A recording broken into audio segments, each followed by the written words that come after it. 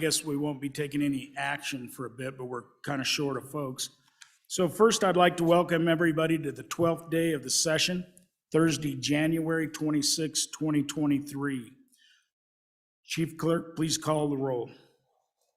Convening roll call for the 12th day, January 26, 2023. Allemand. Excused. Allred. Excused. Andrew. Angelos. Banks. Excused. Bear. Excused. Berger. Brown. Burkhart. Byron. Excused. Chadwick. Chestick. Clauston. Conrad. Excused. Crago. Excused. Davis. Excused. Eklund. Excused. Haroldson. Harshman. Excused. Heiner. Henderson. Excused. Warnock. Jennings. Knapp. Larson Lloyd. Excused. Larson JT. Lawley. Excused. Locke. Excused. Nyman. Newsom, excused. Nicholas. Excused. Nemec. Northrop. Excused. Oakley. Excused. Obermuller. O'Hearn. Olson. Ottman. Pendergraft. Penn. Excused. Provenza. Rodriguez-Williams. Excused. Sherwood. Excused. Singh. Slagle. Excused. Smith. Stith. Excused. Storer. Excused. Strock. Excused. Stivar. Tarver. Trujillo. Walters. Excused. Ward. Washut. Western. Winter. Excused. Wiley. Yin. Zwanitzer Dan. Excused. Zwanitzer Dave. Excused. Speaker Summers. Here. Chief Clerk, we'll keep that roll call open. Thank you. I would like to welcome Pastor Carl Picard from the Capital City Church for our prayer of the day. Please rise.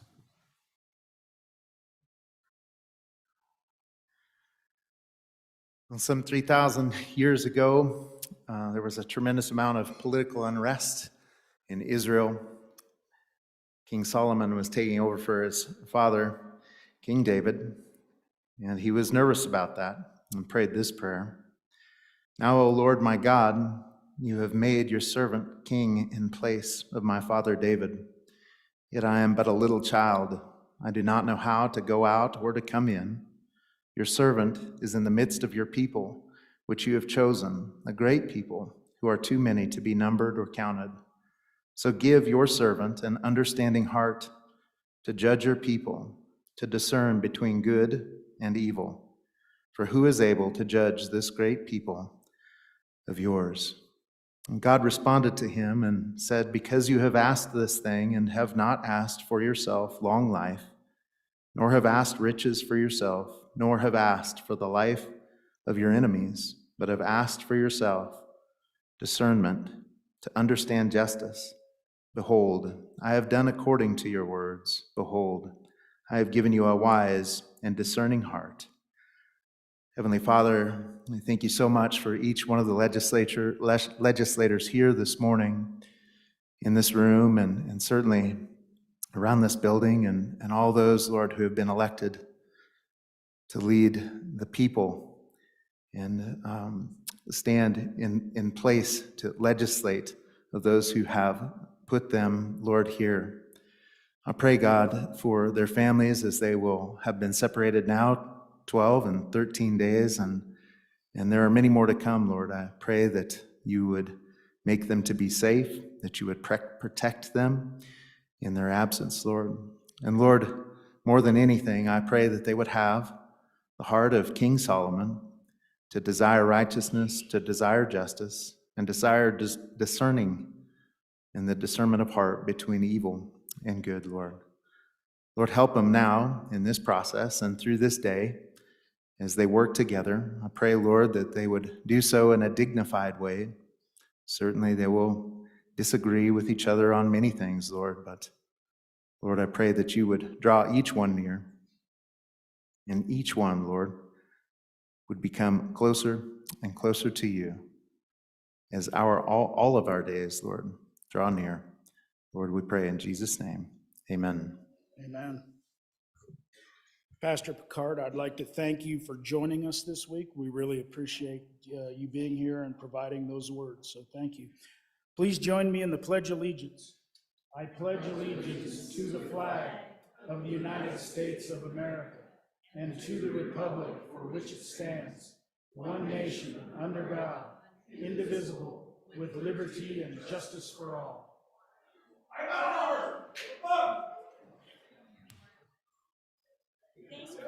It's very nice to meet you. I hope we get to see you again. You're welcome to come to the church sometime. We start at 10:15 in the morning.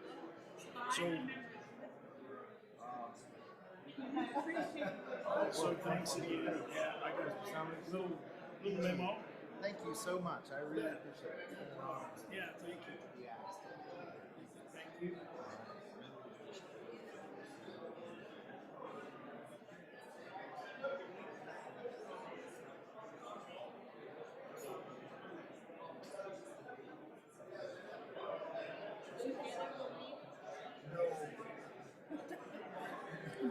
I didn't even look for one. Where would they be?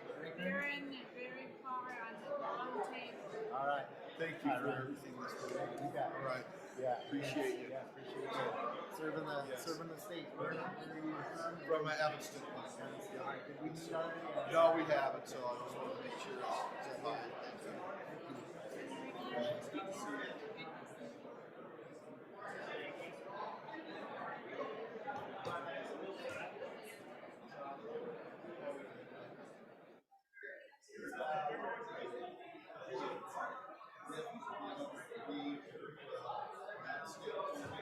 Hey, man, just a second. Give him a hard time. He's up there.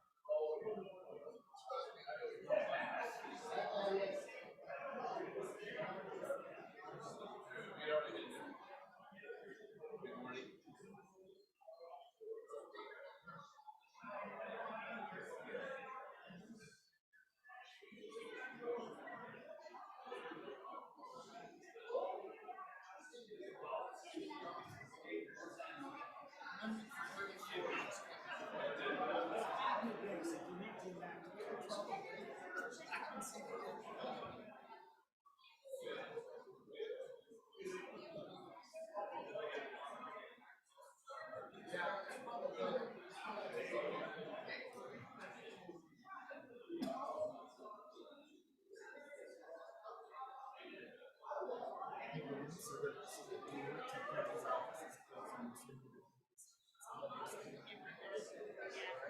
you so much. Appreciate your memory. I know.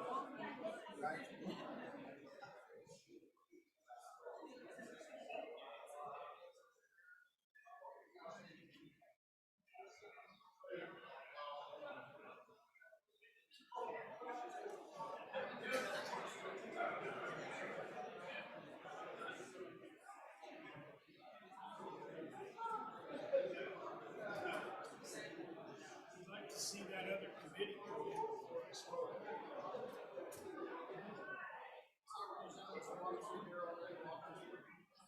Yeah, still most of the groups is out, and revenues out.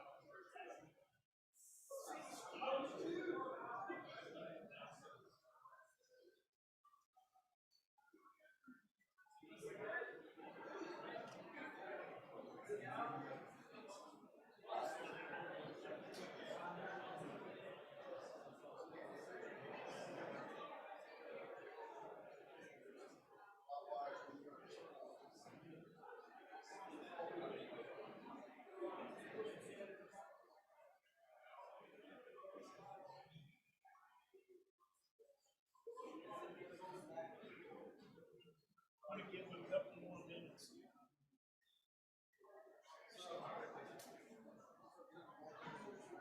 Yeah, I saw some of the appropriations coming back.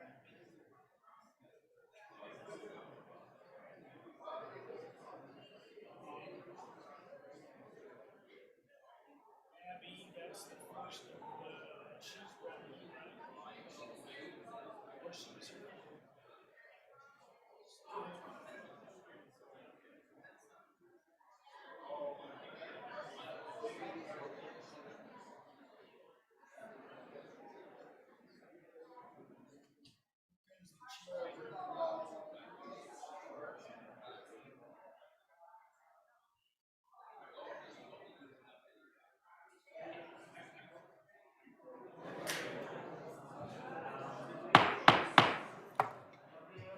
The House will please come to order.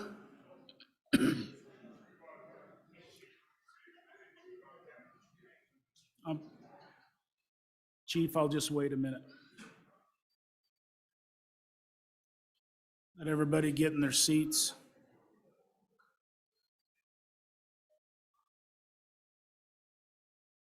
I'd like to give just a gentle reminder to the chairman that we start at 10 o'clock. And I'm just saying, if you can't run the bills in the time allotted, drop a bill. With that, please finish the roll, Chief. Allemand? Here. Allred? Here. Banks? Here. Bear? Here. Byron? Here. Conrad? Here. Crago? Here. Davis? Here. Eklund? Excused. Harshman? Here. Henderson? Here. Larson Lloyd? Here. Lawley? Here. Locke? Present. Nicholas? Here. Northrup? Here. Oakley? Here. Rodriguez Williams? Here. Penn? Here. Sherwood? Here. Slagle? Here. Stith? Here. Storer? Strock? Here. Walters? Here. Winter? Here. Zwanitzer Dan? Here. Zwanitzer Dave? Here. Storer?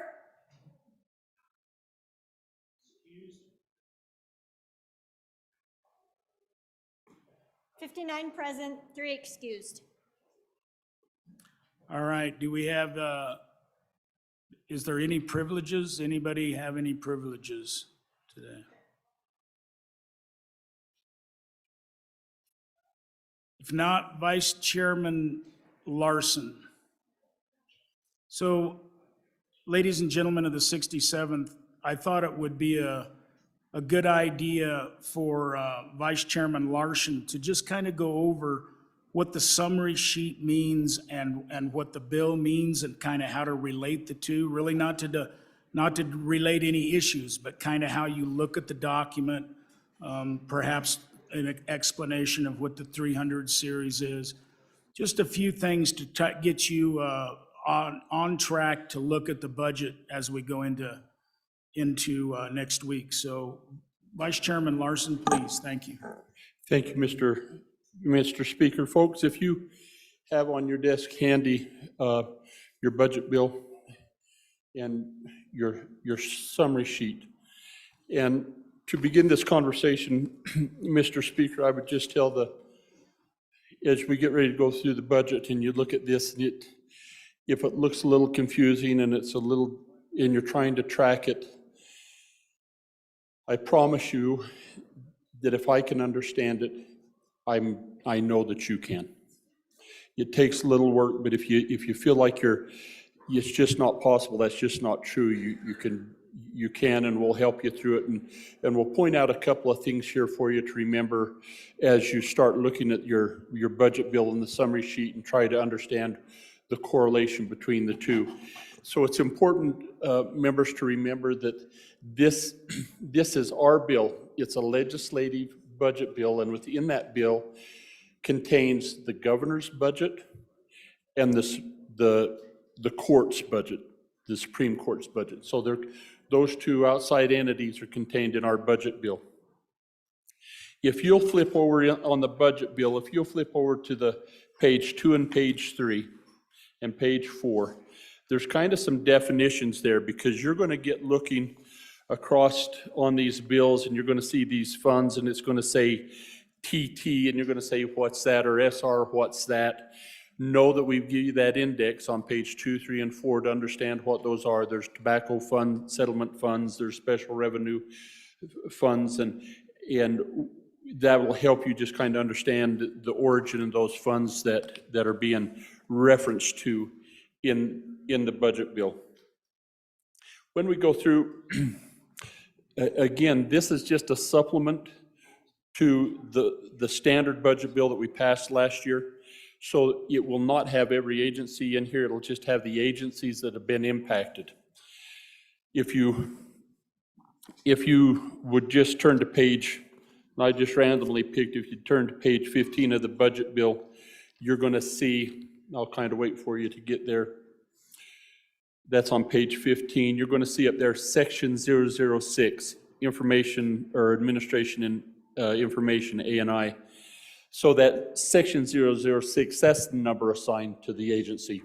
So if you hear agency 006, that's A&I. If you hear agency 49, that's Department of Family Services. So that section is just an identifier for that agency as we go through that. And so when you go through the bill, the agencies will not be in alphabetical order, they'll be in numerical order. Okay, so there's an assignment to them. So if you, as you go through there and you're looking for your agency or an agency that you're looking for, you'll find it easier if you know the agency number. Mr. Speaker, I'd like to just have the folks go to page 38 of their budget bill and just mark that for a second and then hold that place. Then I want to come over to the summary sheet. The summary sheet is just a brief definition of all the actions that we do in the budget bill. And so you kind of use the two. You can get everything out of the budget bill, but the summary sheet will give you an abbreviated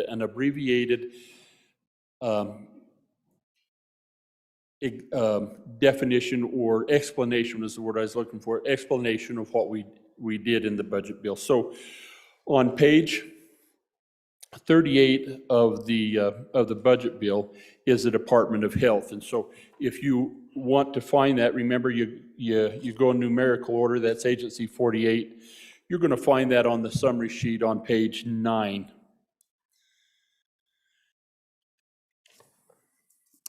and I'm going to take you through, as you try to track a couple of these numbers. So if you was happen to look on, and you're studying this budget bill, and you look there and you say, okay, in the director's office, there's this 14 that's underlined. That 14 is footnote 14, and that will be found within this section of the budget bill under that department. So if you go back probably around page,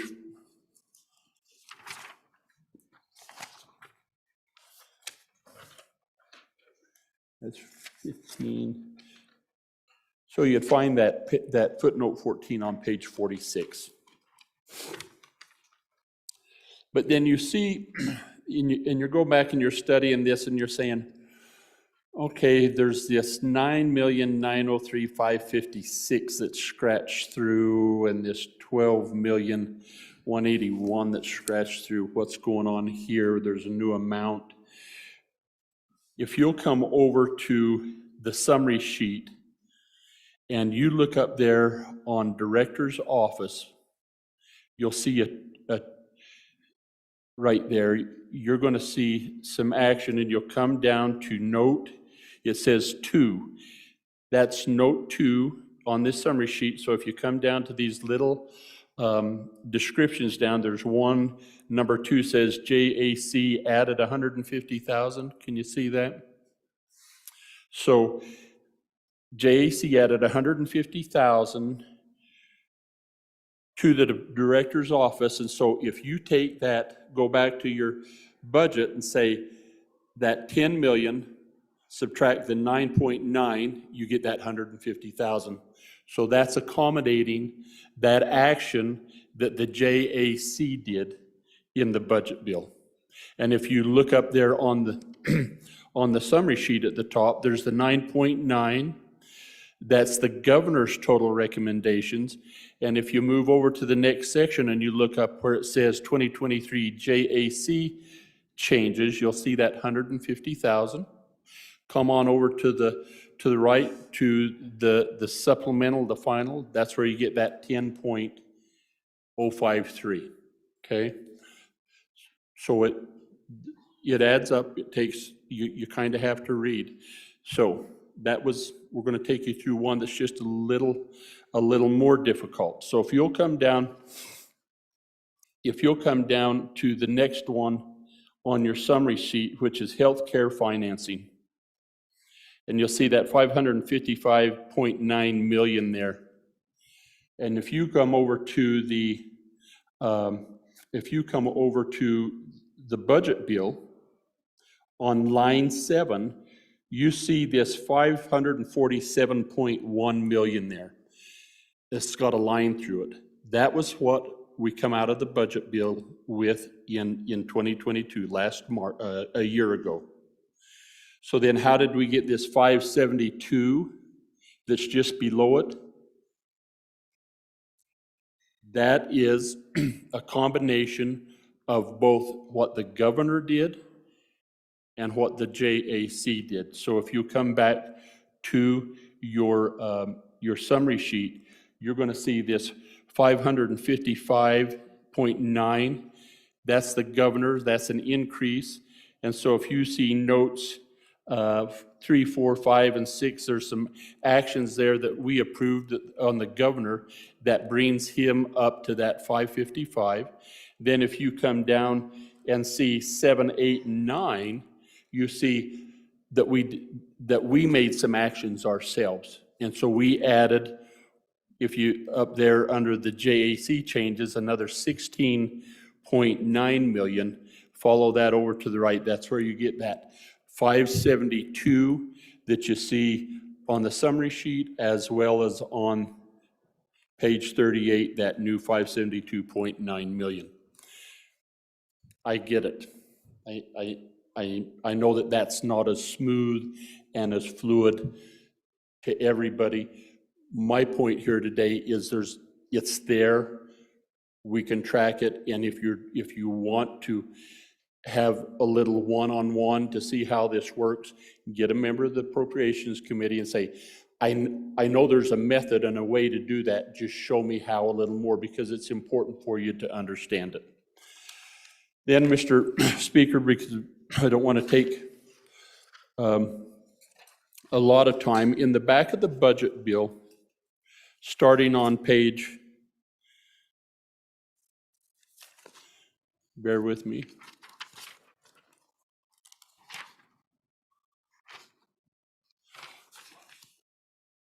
or I should make this note. On page 76 is where you get into the Supreme Court. I'm not too worried about that we talked about that a little bit. Starting on page 101 of your budget bill, there's this, or 100, page 100, there's the section 300s. And in fact, I'm even into the 300s a little bit.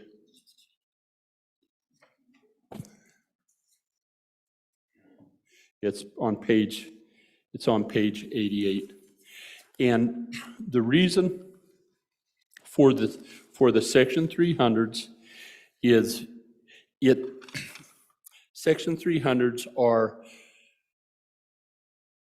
appropriations related events, direct appropriations or deletions that sometimes cover a broad section of the budget and require some definition. So there's some language in there other than just seeing numbers added.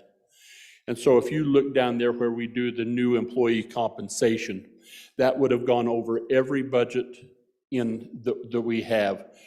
Rather, we put in the section 300, tell you what we're doing with it, and makes that more condensed. So that's you'll hear us talk about a section 300 and what we're doing there. I will share with you that one of the warnings, if I may, that we as appropriators, and that I'll extend on to you as legislators who are appropriators as well, is sometimes you'll see people use a section 300 to legislate in the budget bill. And what that means is if you're going to try to implement new law that's going to change the Green Book, that is not an acceptable use or practice through the budget bill. And the reason I want to share that with you is as we go through the budget process, our LSO staff remind us that all the time. Be careful, this could, or they just say that's budgeting, I think you're going to have, or legislating in the budget bill is not appropriate. So we repent and change our ways and get back to the real intent. When you guys start coming forth with your budget amendments, sometimes you'll have some well-intended colleagues from down the hall that will say, sign on and do this mirror amendment with me. You want to make sure that you read that amendment and make sure that it's not going to change something in the Green Book. Or that if a constituent or an agency or whomever contacts you and say, this is really something we need to do in the budget bill, it may be, but take the time to verify that it's not going to change something in the Green Book, because we really try to avoid that. Okay, and it'll get challenged. You'll have colleagues come up and tell you not to do that, and then we vote on it. And most times we'll vote those things down. So, Mr. Chairman, this is a fun process, and is complicated, particularly to you folks that are new. Don't be faint of heart. we can get you through this, but it's really important that you understand the structure and kind of how to be able to read these budget bills. The good representative from Casper that spent his whole life doing this type of work is a great one to go to if you want to understand it. Yeah, but we would invite, Mr. Speaker, we would invite anybody that is struggling or that has questions. We'd love to help you through, because it's important that you understand. Is that okay? So, Mr. Vice Chairman, I really thank you for that overview of how to look at the budget. And, kind of what he was saying on the Green Book. So oftentimes what you'll see, and people do it all the time, it's just not favored, and it's not constitutional likely. But you'll see the language notwithstanding. So what that means is, even though it exists in the book, Green Books, we're gonna ignore that for the next 2 years and do something different. And so it's kind of an interesting process. So Representative Oakley, do you have a privilege? Thank you, Mr. Speaker, privilege of the floor. Please. Thank you. So, members of the legislature, I have some absolutely fantastic Riverton folk here today, here for the WHAM. They're just absolutely some great leaders in our town. So our city administrator, Kyle Butterfield, sorry, Kyle. Dean Peranto, he's the vice chair of our city council. And it's my special honor to introduce my very good friend and colleague for over a decade. We've gone to battle together several times. And now our mayor of Riverton, Tim Hancock. Hey!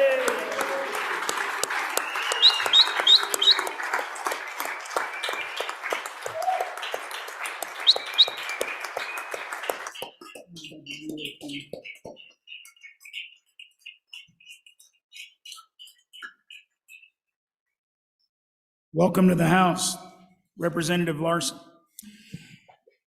Folks, I'd like to go back to this budget conversation because there's one component on the amendment process that's important for you to understand.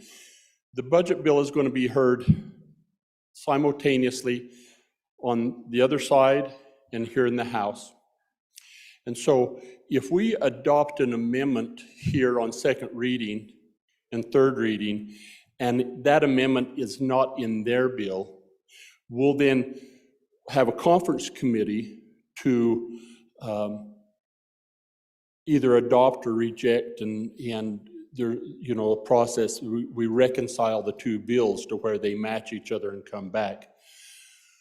So when you're contemplating an amendment, if you've got somebody on the other side that thinks that this is the best amendment ever, and it probably will be because it originates in the House, get them to do an amendment too, that's a mirror amendment, it'd be a mirror amendment, then it doesn't have to go to conference, it's in the bill. So just kind of keep that in mind. Now you might have an amendment that you pass on second reading, and you get your colleague down the hall to do it in third reading, that works too. But they're both in there, does the same thing, then we don't have to worry about it getting jerked out in conference committee because it's been adopted by both sides. So, okay, thank you, Mr. Chair. Thank you, Representative Larson. So, Journal Committee report. Your Journal Committee reports at the Journal of January 25th, 2023 has been read and recommends that it be approved. Representatives Ward and Chestick. Messages from the Senate.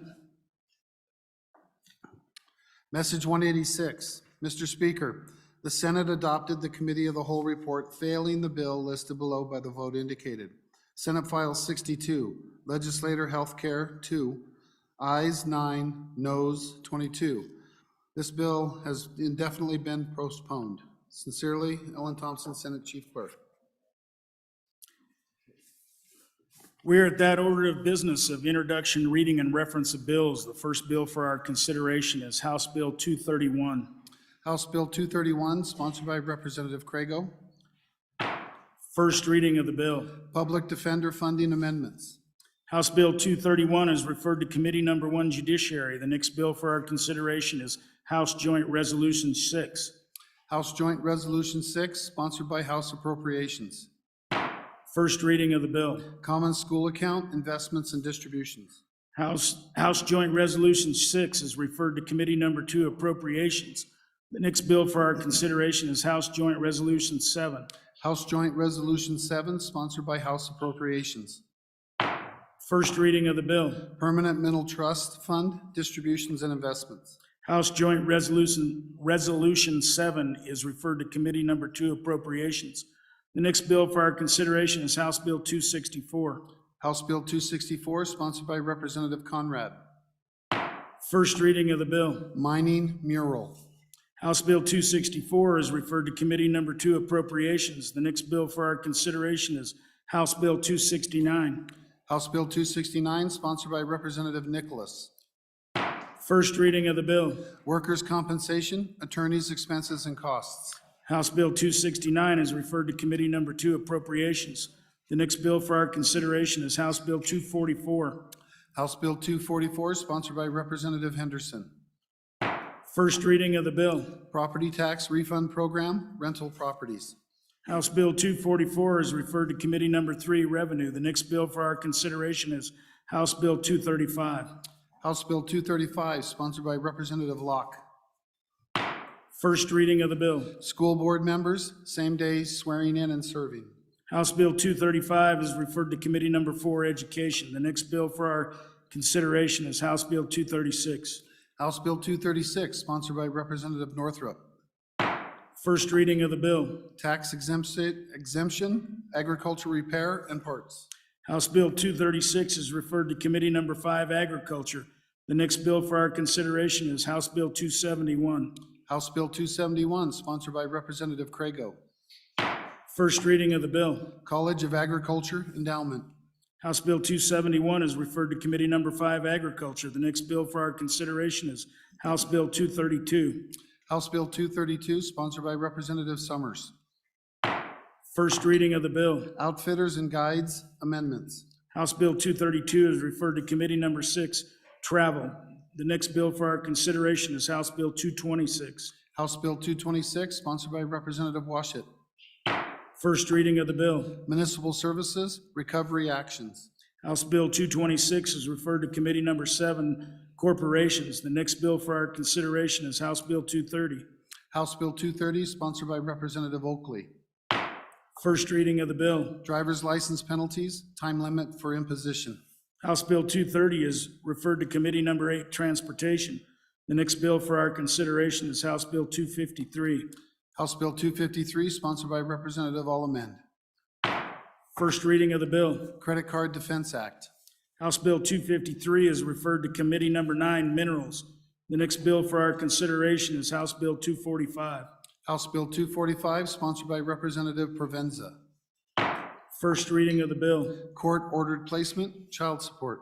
House Bill 245 is referred to Committee Number 10 Labor. No standing committees today. Okay.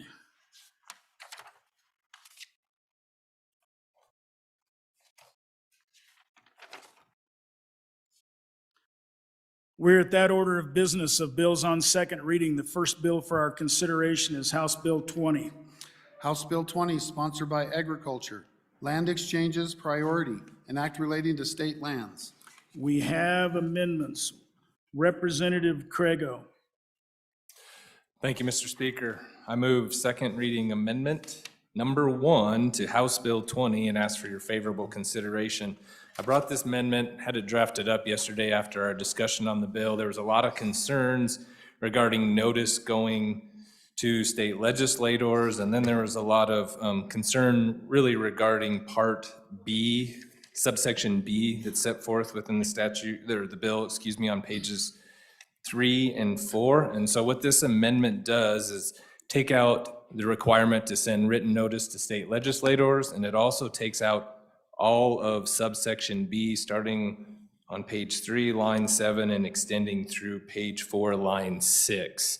And I think that should kind of leave what the heart of the bill was really about, which is notice to all of the interested parties where the state land exchanges are going to take place. And I'd stand for any questions. Any questions? Question being called. Second time? You want a second time? No. Question being called. All those in favor of second reading amendment number 1 to House Bill 20 signify by saying aye. Aye. All those opposed? Second reading amendment number 1 to House Bill 20 has been adopted. The next amendment for our consideration is Representative Western. Thank you, Mr. Chairman. So I move second reading amendment number 2 to House Bill 20, and I ask for your favorable consideration. You know, if we talked about this yesterday, about significance of it, does it have teeth, all that kind of stuff, providing notice. You know, I think this is an amendment that I think the body is worth debating and considering, that does give it that teeth. And if you kind of look through it, really, I think the meat of it is lines 24 through 28, where the notice shall be posted upon determination of the director to proceed with the proposed land exchange, and the board receives the land exchange application required under this subsection. The notice shall remain posted until the board takes final action to propose land exchange. So it just simply says that once the office receives an application for an exchange, in the event that the director's initial review, the director feels that it meets the criteria, once that gets forwarded to the next level of consideration, that's when a notice goes out. Usually it's on the agency's website that just says, hey, this is up for consideration. And really the idea or the attempt of the amendment is to make sure we're all on the same page at the same time when it comes to these exchanges, because they can be contentious. And I think at the end of the day, it is our collective land that's owned by us and by the taxpayers. So I think getting us all on the same page and having a meaningful notice requirement, I think is important. So please vote aye. Thank you. Representative Crago, for your first time. Thank you, Mr. Speaker. Just a question for the bringer of the amendment. Is there any determination, or do we have any idea of how this will affect the ability of state land to negotiate these exchanges? I mean, where in the process will this take place, just for my personal edification? Thank you. Anybody else for their first time? Anybody else for their first time? Anybody for their second time before the bringer? Representative Western. Thank you, Mr. Chairman. I think that's an excellent question by the good country lawyer. I think that, so the way these exchanges work is, anybody can submit an application for one, right? Obviously, they want to vet their application first before submitting it, but the way it works is they submit an application for an exchange nominating deeded land that they own for state land. And so that application gets submitted. The director is afforded time to review these applications. Does it meet at least an initial review of the constitutional criteria? Does it have a benefit on behalf of the beneficiaries? What this is talking about is, like I said right there, if the director determines that is worthy of being advanced in the process, that's when the notification goes out. So that first step in the process of review is I believe it's category 1 status, meaning it's been submitted, it's under initial review. Once it gets moved to category 2, that means that application is, after initial review, meets criteria, it deserves to be advanced along in the process. And so that's what we're talking about here, is that upon the determination of the director to proceed with the proposed exchange, and the board receives the land exchange application requiring the subsection, the notice shall remain posted until the board takes final action on the proposed exchange, meaning they post it on their website. That's generally where these notices go in the first place. Certainly folks who pay attention to these proposed exchanges, that's where they monitor, and that's where it goes. So I hope that provides some clarification. So please vote aye. Thank you. All those in favor of second reading amendment number 2 to House Bill 20, please signify by saying aye. Aye. All those opposed? No. Second reading amendment number 2 to House Bill 20 has failed.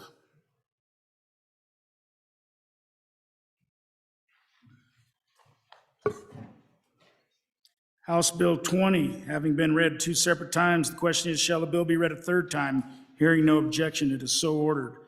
The next bill for our consideration is House Bill 56.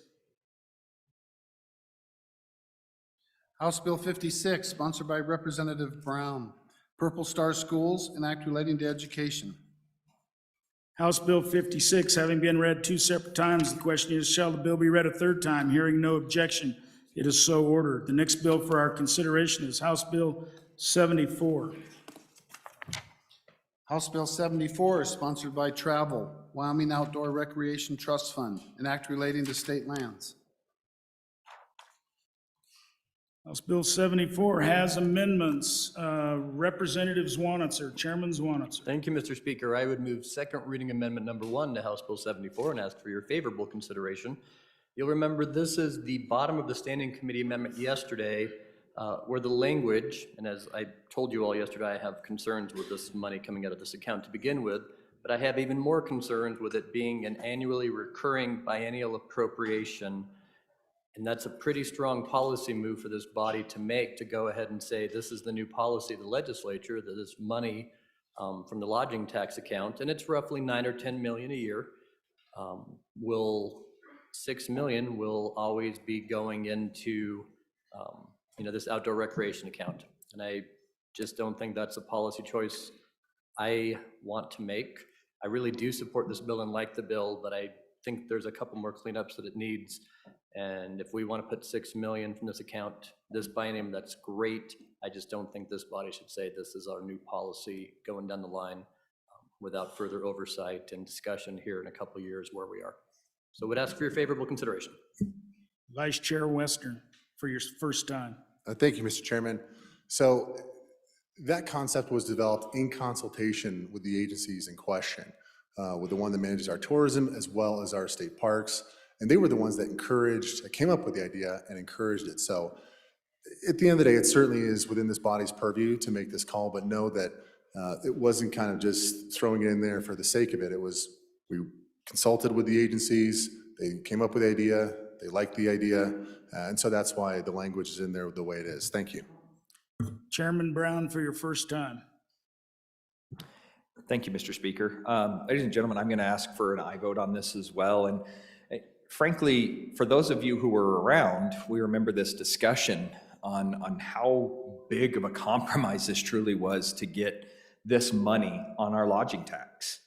And frankly, at this point, what we're deciding with this amendment is we still don't have a really good understanding of what it is that we want to do with this amount of money. We're making about $8 million a year on this, and we're going to start shoving $6 million right into a trust fund. We've had this discussion on trust funds a lot. It seems to be kind of the word of the year so far. And so I tend to agree with the good chairman here that we're making a huge policy decision. And I understand that this was discussed by the agencies that like this, but that doesn't mean that just because the agencies liked it, that I have to. I think that there's a very, very serious consideration that we need to make sure we're understanding here, that if we make the policy decision to just start shoving this money into a trust fund, what's the chance and the likelihood of us having to have another conversation in the very, very near future of raising the tax again because they're not getting enough money? Need to be careful about what we're doing here. So on and for the amendment. Chairman Nicholas, for your first time. Thank you, Mr. Speaker. So ladies and gentlemen, on and against the amendment. First of all, the head of this agency came and testified in front of the Appropriations Committee. Excuse me, had too much oatmeal just now. And she was resoundingly in favor of it. And just to provide some background, the funds that we're talking about, these are basically lodging tax funds from a lodging tax that we implemented a few years back, that basically, and the intent of the lodging tax was to take our tourism department and get it off of the general fund. And the fund of the tourism department is roughly around 26 million a biennium. And so by enacting the lodging tax and using primarily outside folks from outside the state who come to the state and stay at our motels and then use those funds to go pay to the tourism account. And then the tourism account goes out and advertises all around the world. And, they have a professional advertising firm that works for them, and they have a staff of 20 plus folks who work on what the best thing they can do with their funds for tourism across Wyoming. It just so happens that the amount that they raise from the tourism tax well exceeds the $26 million that was their biennial budget by almost more than 15 million a biennium. So this takes only a portion of that excess revenue that they earn and actually takes our tourism dollars from outside folks and puts it in a trust fund to improve trails and paths across Wyoming. So it's a direct benefit to the folks of Wyoming. It's a direct benefit to tourism, because I can tell you, most of my family are bike aficionados. They go to Canada, they go to states all around us that have amazing bike trails, and it is a multi-billion-dollar tourism mecca. And it's only going to get larger. And it's happening all across Wyoming, but it's an expensive ordeal, and our small communities can't afford to improve these bike trails and other types of trails. Dirt trails, you know, the trail where you can drive on a dirt road from one part of the state to the other, all of those need funding. But we don't want to use general fund dollars or tax dollars to do it. This is the perfect source to use revenues from outside tourists to come and improve our tourism, but also improve all of those for our residents. So this is kind of exactly what these extra dollars should be used for. In fact, over the last few years, we've been trying to go in, and we have been, taking money out of that excess revenues in tourism and using it for different things, because we don't want it all to be spent on billboards in Seattle or in Germany. We think this is a better use of the funds. And so I would submit, until this fund has a sufficient balance, that this is by far the best thing that we can do with these tourism dollars and help our small communities around the state and help tourism. So on and against. Representative Storer for your first time. Thank you, Mr. Chairman. Also on and against, and just would add in that the standing committee amendment did take out the idea that we would increase this trust fund to $50 million. And I think what might make sense instead of this amendment is a third reading amendment that qualifies that we'll continue to put these funds in until we reach that threshold. And that might be a way to satisfy the concerns that over time other needs will come up. But essentially, this program really does take lodging tax revenues that are generated in the northwest part of the state and ensures that they get spent in the rest of the state. So on and against the amendment. Thank you. Representative Haroldson for your first time. Thank you, Mr. Speaker. So when we heard this in the interim, this started obviously in the last interim on TRW, and we sat down and scratched our heads and said funding structure. And somehow sales tax got in there, and that was a poison pill that would have killed this thing in a heartbeat. And the conversation came out at that point is, what's our number two industry in this state? Number one is our mineral wealth. Number two is our tourism. And so we said, you know, why shouldn't tourism help fund tourism? Why shouldn't it help fund itself? And so we, at that point, talked about the lodging tax being the funding source. And they just kind of scratched their head and said, well, let's think about that. Let's look into that. And so when, just a couple weeks ago, whenever I sat in that, well, it was a week ago when I sat in that meeting and heard that lodging tax was the funding source, I thought, how perfect is this? This is a way that it could take and support itself and create its own funding source. So I definitely think that it's vitally important that we keep that in there. We keep this structure in there. So I am on and against the amendment. Anybody else for their first time? Anybody for their second time before the sponsor? Representative Zwanitzer. Hey, thank you, Mr. Speaker. So I guess I would say first, I don't disagree with any of the previous speakers. My complaint is not about this fund going this year for $6 million. My complaint is this is a policy matter for the legislature, where this is one of the few and only areas I've seen where you were saying this is a reoccurring appropriation every biennium. That's a long-term policy choice that I don't think we discussed. And it certainly wasn't discussed when we went through all the lodging tax issues for 2 years, when we did this taxation structure, that money should be put forward. And so I'm not sure where I missed the memo that our entire policy changed and this was the new way to fund this. So I have no problems with the $6 million from tourism this year. My problem again is long-term devoting this as the revenue source. Because what I heard yesterday was that tourism in Wyoming was all about wildlife. It wasn't necessarily about outdoor recreation, and certainly that's a part of it. Tourism is a much broader, what brings people here. I can appreciate bike trails like everybody else, but I'm not sure I appreciate 75% of the tourism funds going to outdoor recreation without further consultation with this body in future years. I just don't think we want to make that policy decision today. So again, I'd ask you to vote yes on the amendment, yes on the bill. Second reading, all those in favor of second reading amendment number 1 to House Bill 74, say aye. All those opposed, no. Second reading amendment number 1 to House Bill 74 has failed. House Bill number 74, having been read 2 separate times, one more? Oh, yep. All right, sorry about that. Representative Angelos, please. Thank you, Mr. Speaker. I'm going to move House Bill 74, second reading amendment for your consideration. I hope I said that right, everybody. So I am bringing that we move the $250,000 down to $100,000.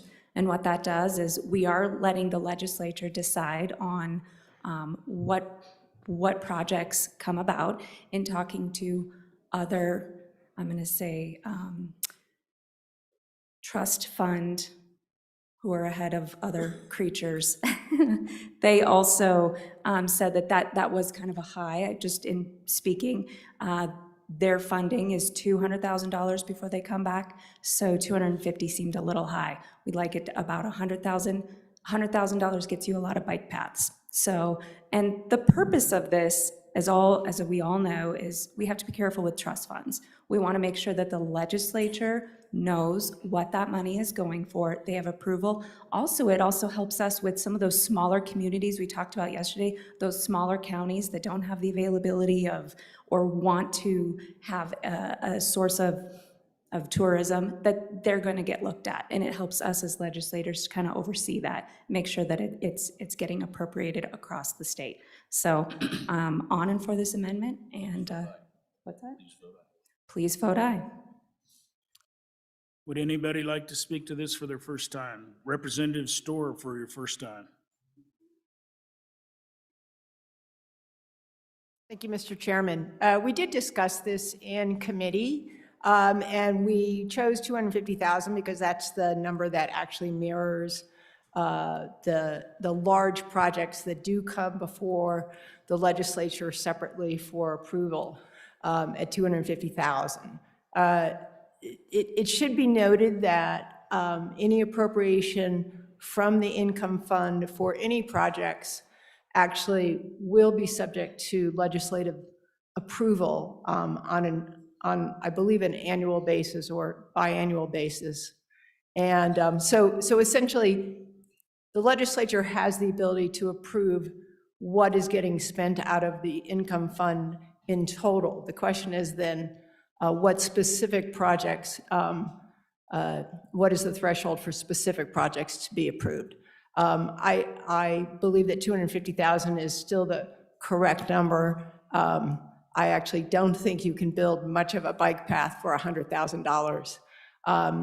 I was asking our community, we were having dinner with members of our local municipality last evening, and I was asking how much they estimated that the county in the northwest part of the state had spent on a variety of things from boat ramps to bike paths, and most of that has been paid for with what we call special purpose excise taxes.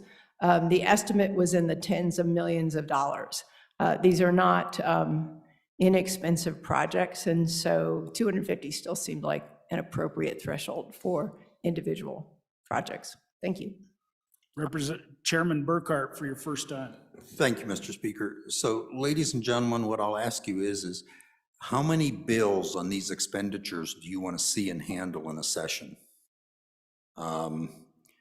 You know, this came up years ago with what's called the Large Project Fund out of our Natural Resource Trust Fund, and we set a limit so that we could look at all of them at once over a certain limit and make a decision. That was, the language is very similar between the two bills. So if you want to look at a bill that authorizes 5,000 or 10,000, I mean, we can sure do that, but we'll spend a lot of time on it. So what I would say is pass this forward, pass the amendment. If you don't like the numbers, those can be adjusted. But I think we'd save ourselves a lot of time and effort if we put all of these into one bill and set some limits. And also at the same time, give the department some leeway on those smaller projects. Thank you. Representative Lara, no. Anybody else for their first time? Vice Chair Western. Thank you, Mr. Chairman. Not to belabor the point, I do appreciate the intent of the amendment, but I think $250,000 strikes a good balance between making sure we are still in the driver's seat in terms of dollars in, dollars out, but also gives them enough flexibility so we're not venturing into the land of micromanaging. So again, I appreciate the intent, but on and against. Thank you. Representative Jennings for your first time. Thank you, Mr. Speaker. So on and for, this is just what our job is. So let's look at these things and transparency, do good government. Vote for it. Anybody else for their first time? Anybody for their second time before the bringer? Representative Angelos? Thank you, Mr. Speaker. So again, on and for the amendment. Let's not hash it out anymore. On and for. All right, let's vote. All those in favor of second reading amendment number 2 to House Bill 74 signify by saying aye. Aye. All those opposed? No. Second reading amendment number 2 to House Bill 74 has failed. House Bill 74 having been read 2 separate times, the question is, shall the bill be read a third time? Hearing no objection, it is so ordered. The next bill for our consideration is House Bill 79. House Bill 79, sponsored by Representative Crago. Voter ID, concealed carry permit, an act relating to elections. House Bill 79 having been read 2 separate times, the question is, shall the bill be read a third time? Hearing no objection, it is so ordered. The next bill for our consideration is House Bill 104. House Bill 104, sponsored by Representative Haroldson. Hunting of predatory animals, amendments, an act relating to game and fish. House Bill 104 having been read 2 separate times, the question is, shall the bill be read a third time? Hearing no objection, it is so ordered. The next bill for our consideration is House Bill 106. House Bill 106, sponsored by Representative Slagle. Eminent domain, wind energy collector systems, an act relating to eminent domain. House Bill 106 having been read 2 separate times, the question is, shall the bill be read a third time? Hearing no objection, it is so ordered. The next bill for our consideration is House Bill 111. House Bill 111, sponsored by Representative Oakley. Endangering children, fentanyl, an act relating to crimes and offenses. House Bill 111 having been read 2 separate times, the question is, shall the bill be read a third time? Hearing no objection, it is so ordered. The next bill for our consideration is House Bill 181. House Bill 181, sponsored by Appropriations. Online sports wagering, amendments, an act relating to gaming. House Bill 181 having been read 2 separate times, the question is, shall the bill be read a third time? Hearing no objection, it is so ordered.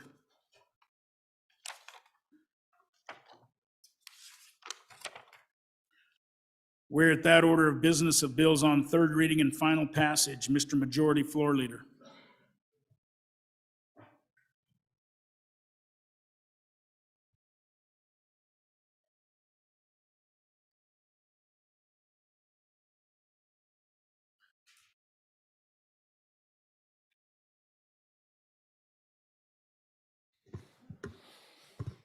Mr. Majority Floor Leader.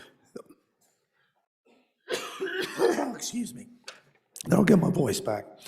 Okay, Mr. Chairman, I move third reading consent. This isn't going to work. I'll never get it done. Could I get somebody to come and read this? Mr. Majority Whip, Majority Whip, Majority Whip. Go to the mic and do the consent list, please.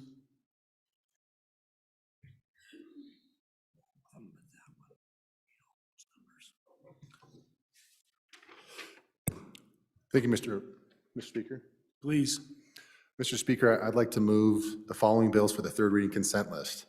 House Bill 21, House Bill 24, House Bill 25, House Bill 34, House Bill 51, House Bill 70, House Bill 76, House Bill 81, House Bill 82, House Bill 97, House Bill 112, House Bill 134, House Bill 142, and House Bill 148.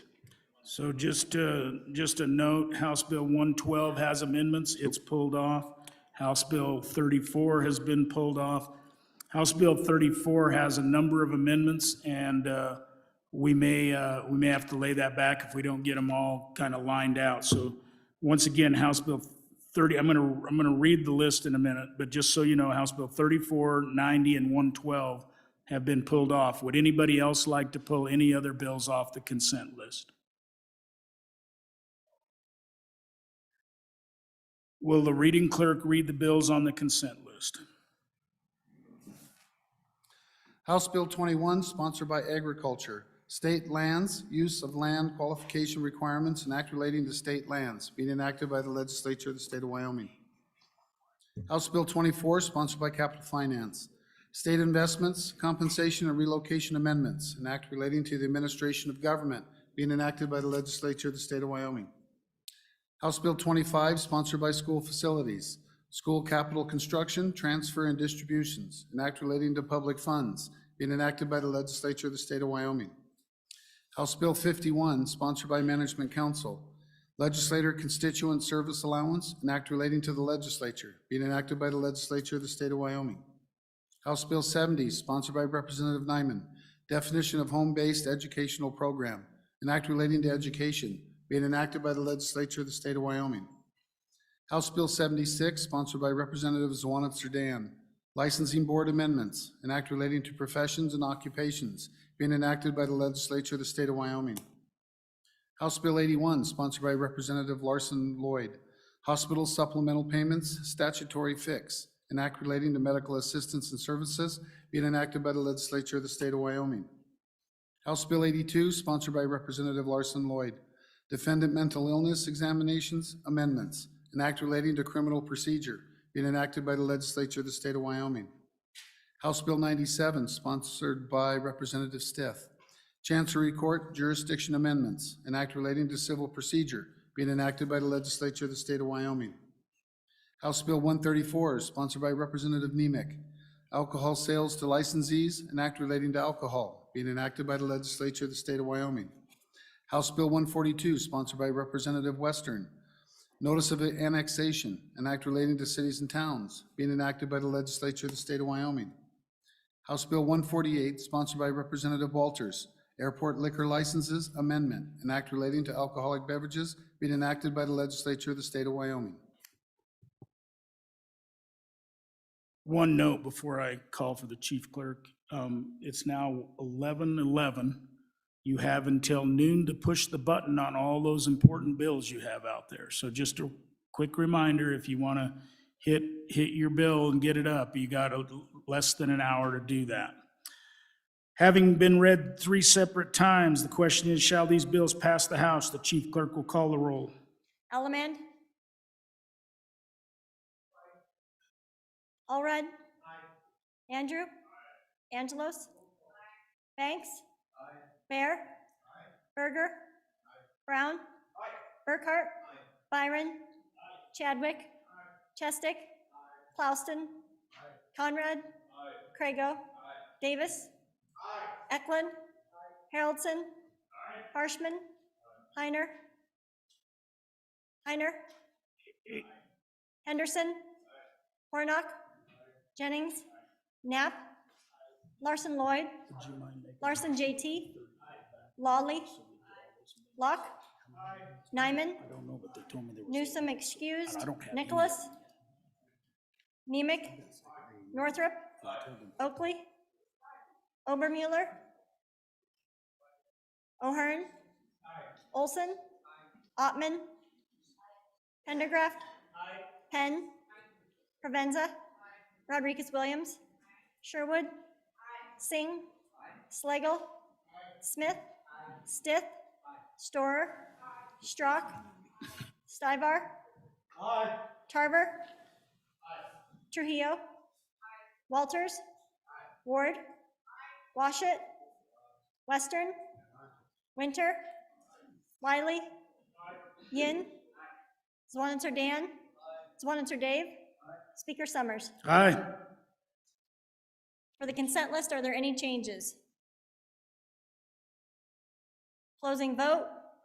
Vote closed. 61 aye, 1 excused. Having received the affirmative vote of the majority of the members elected to the House, House Bills 21, 24, 25, 51. Nope. Oh, Point of order on that. we got a vote? Oh, that's right. I was getting ahead of myself. As for House Bill 21, are there any changes? Are there any changes? Closing vote. Vote closed. 61 aye, 1 excused. As for House Bill 24, are there any changes? Singh. Aye to no. Warnock. Aye to no. Smith. Aye to no. Slagle. Aye to no. Ward. Aye to no. Angelos. Aye to no. Rodriguez Williams. Aye to no. Winter. Aye to no. Knapp. Aye to no. Heiner. Aye to no. Stivar. Aye to no. Locke. Aye to no. Further changes? Closing vote. Vote closed. 49 aye, 12 no, 1 excused.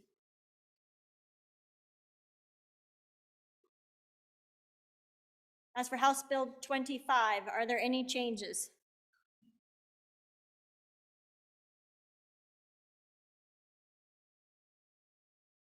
Warnock. Aye to no. Davis. Aye to no. Singh. Aye to no. Ottman. Aye to no. Penn. Aye to no.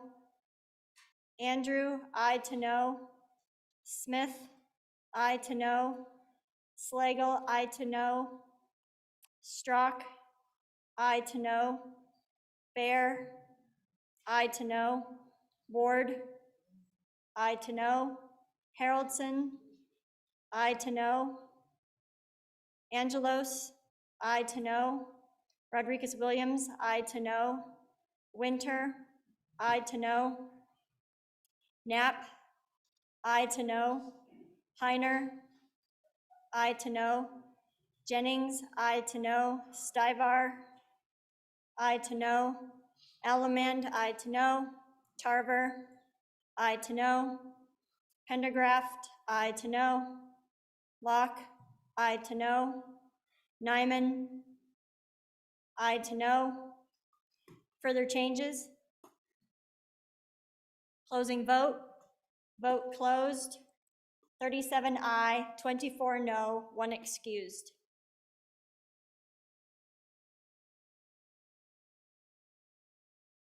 As for House Bill 51, are there any changes?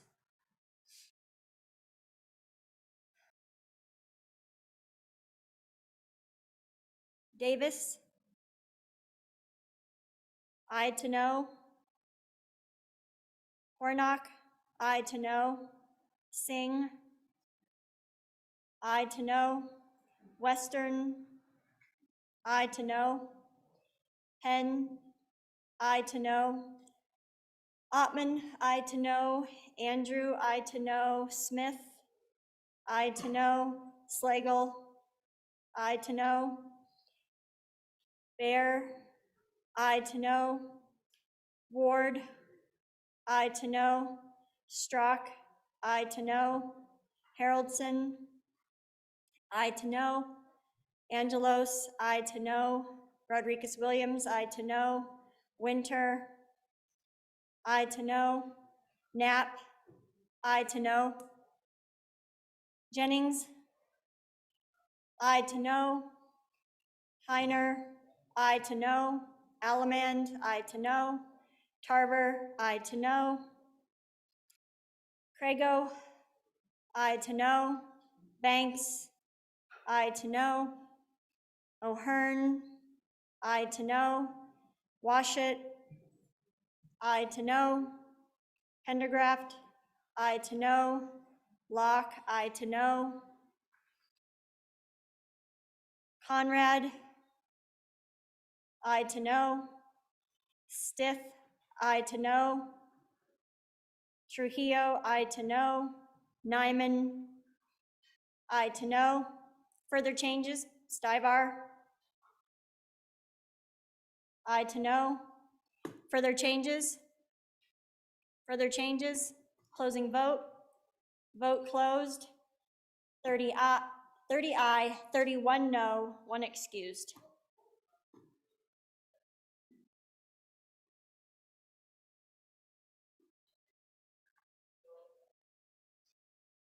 As for House Bill 70, are there any changes? Provenza? Aye to no. Further changes? Closing vote. Vote closed. 60 aye, 1 no, 1 excused. As for House Bill 76, are there any changes?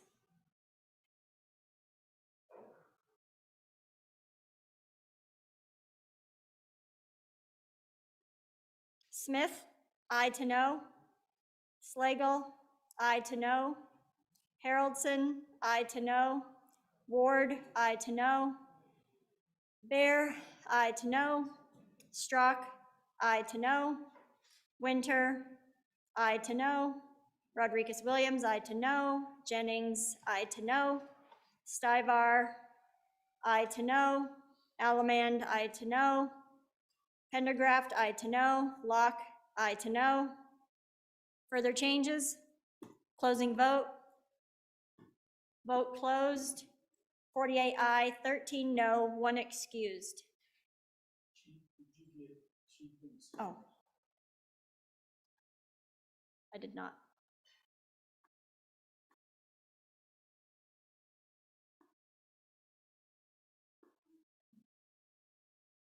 As for House Bill 81, are there any changes?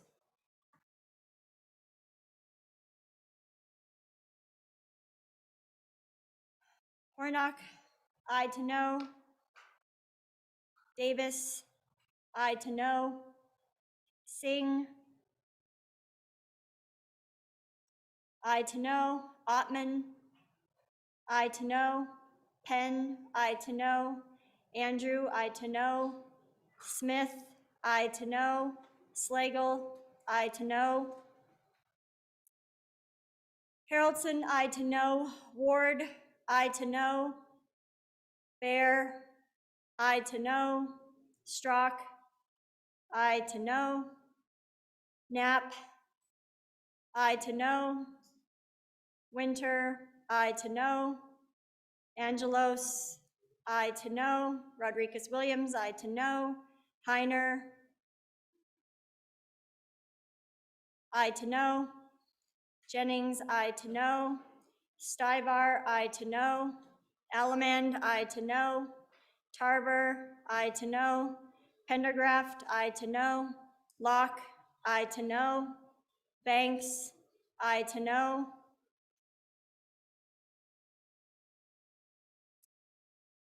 Nyman, aye to no. Further changes? Closing vote. Vote closed. 36 aye, 25 no, 1 excused.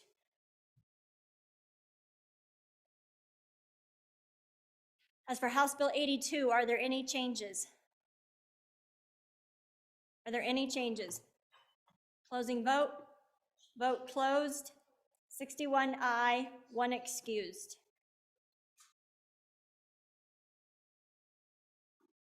As for House Bill 97, are there any changes?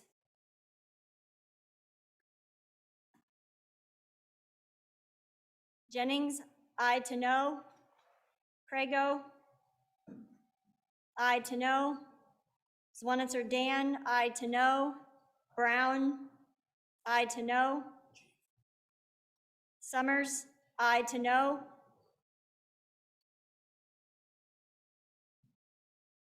Further, Yin, I to know.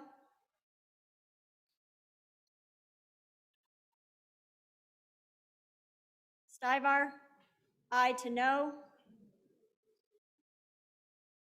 Henderson, I to know. Further changes? Further changes? Closing vote. Vote closed. 53 aye, 8 no, 1 excused.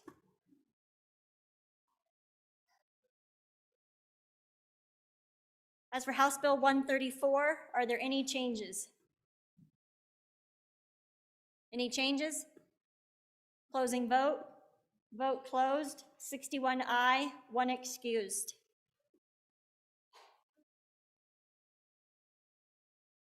As for House Bill 142, are there any changes? Henderson? Aye to no. Further changes? Speaker Summers, aye to no. Further changes? Closing vote. Vote closed. 59 aye, 2 no, 1 excused. As for House Bill 148, are there any changes? Andrew, aye to no. Jennings, aye to no. Further changes? Closing vote. Vote closed. 59 aye, 2 no, 1 excused.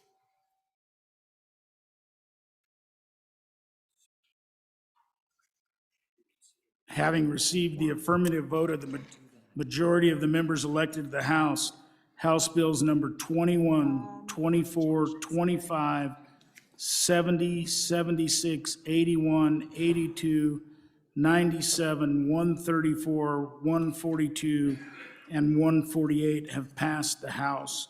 Having not received the affirmative vote of the majority of the members elected to the House, House Bill number 51 has failed to pass the House.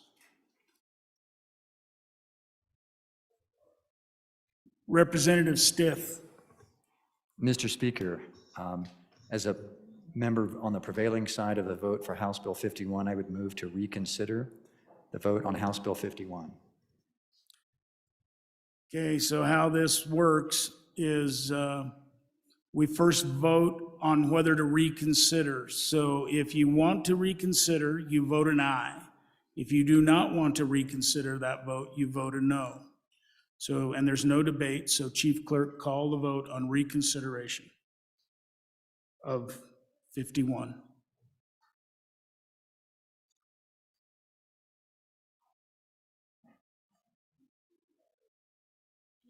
So I was asked to repeat my instructions. So if you're in favor of reconsideration of House Bill 51, so in other words, if you want to vote again on House Bill 51, you would vote aye.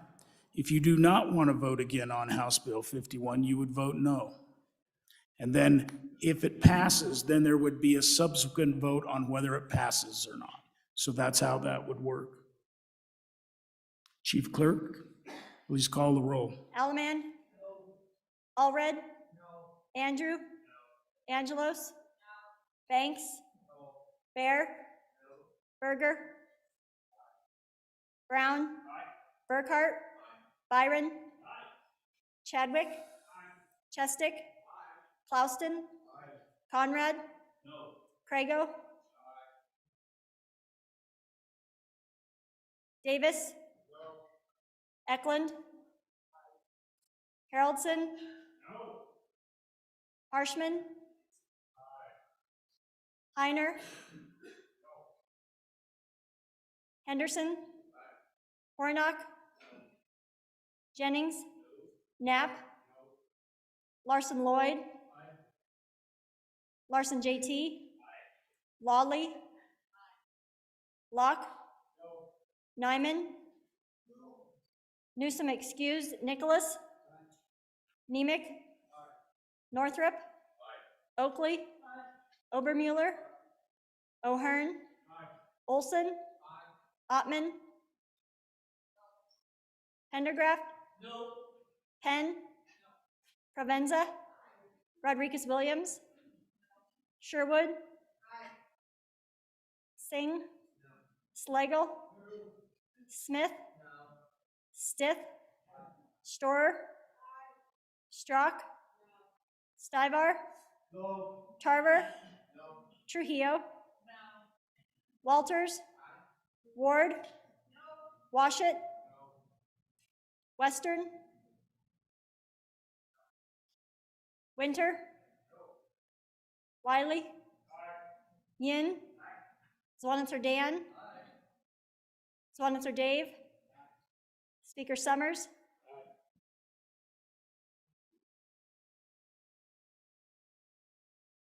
Conrad, can you confirm your vote? Are there any changes? Closing vote. Vote closed. 32 aye, 29 no, 1 excused. Okay, so now we're back on the main question of whether House Bill 51 passes. So an aye vote would be to support 51, a no vote would be to not support 51. Chief Clerk, please call the roll.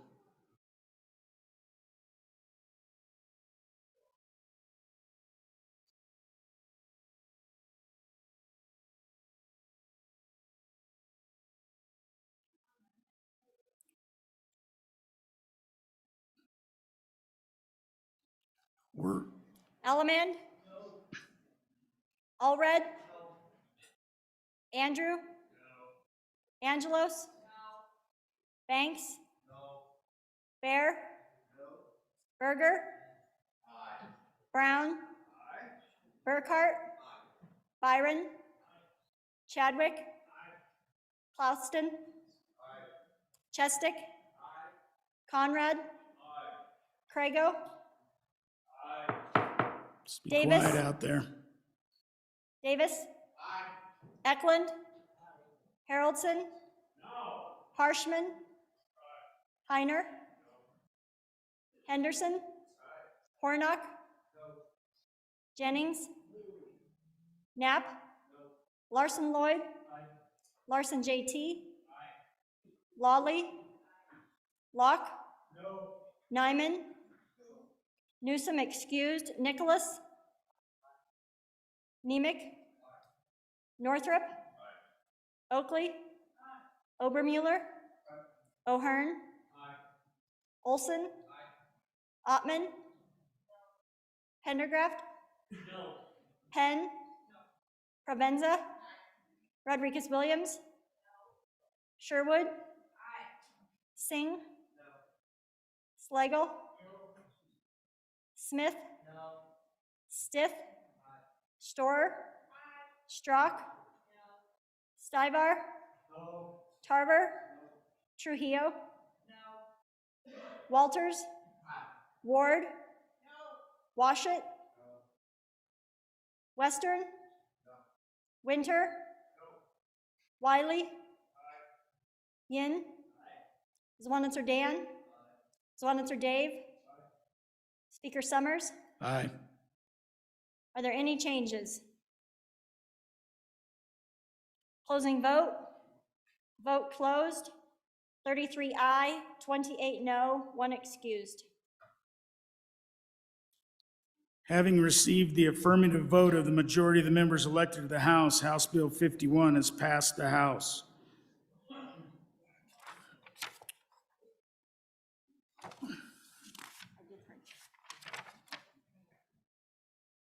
We're at that order of business of bills on third reading and final passage.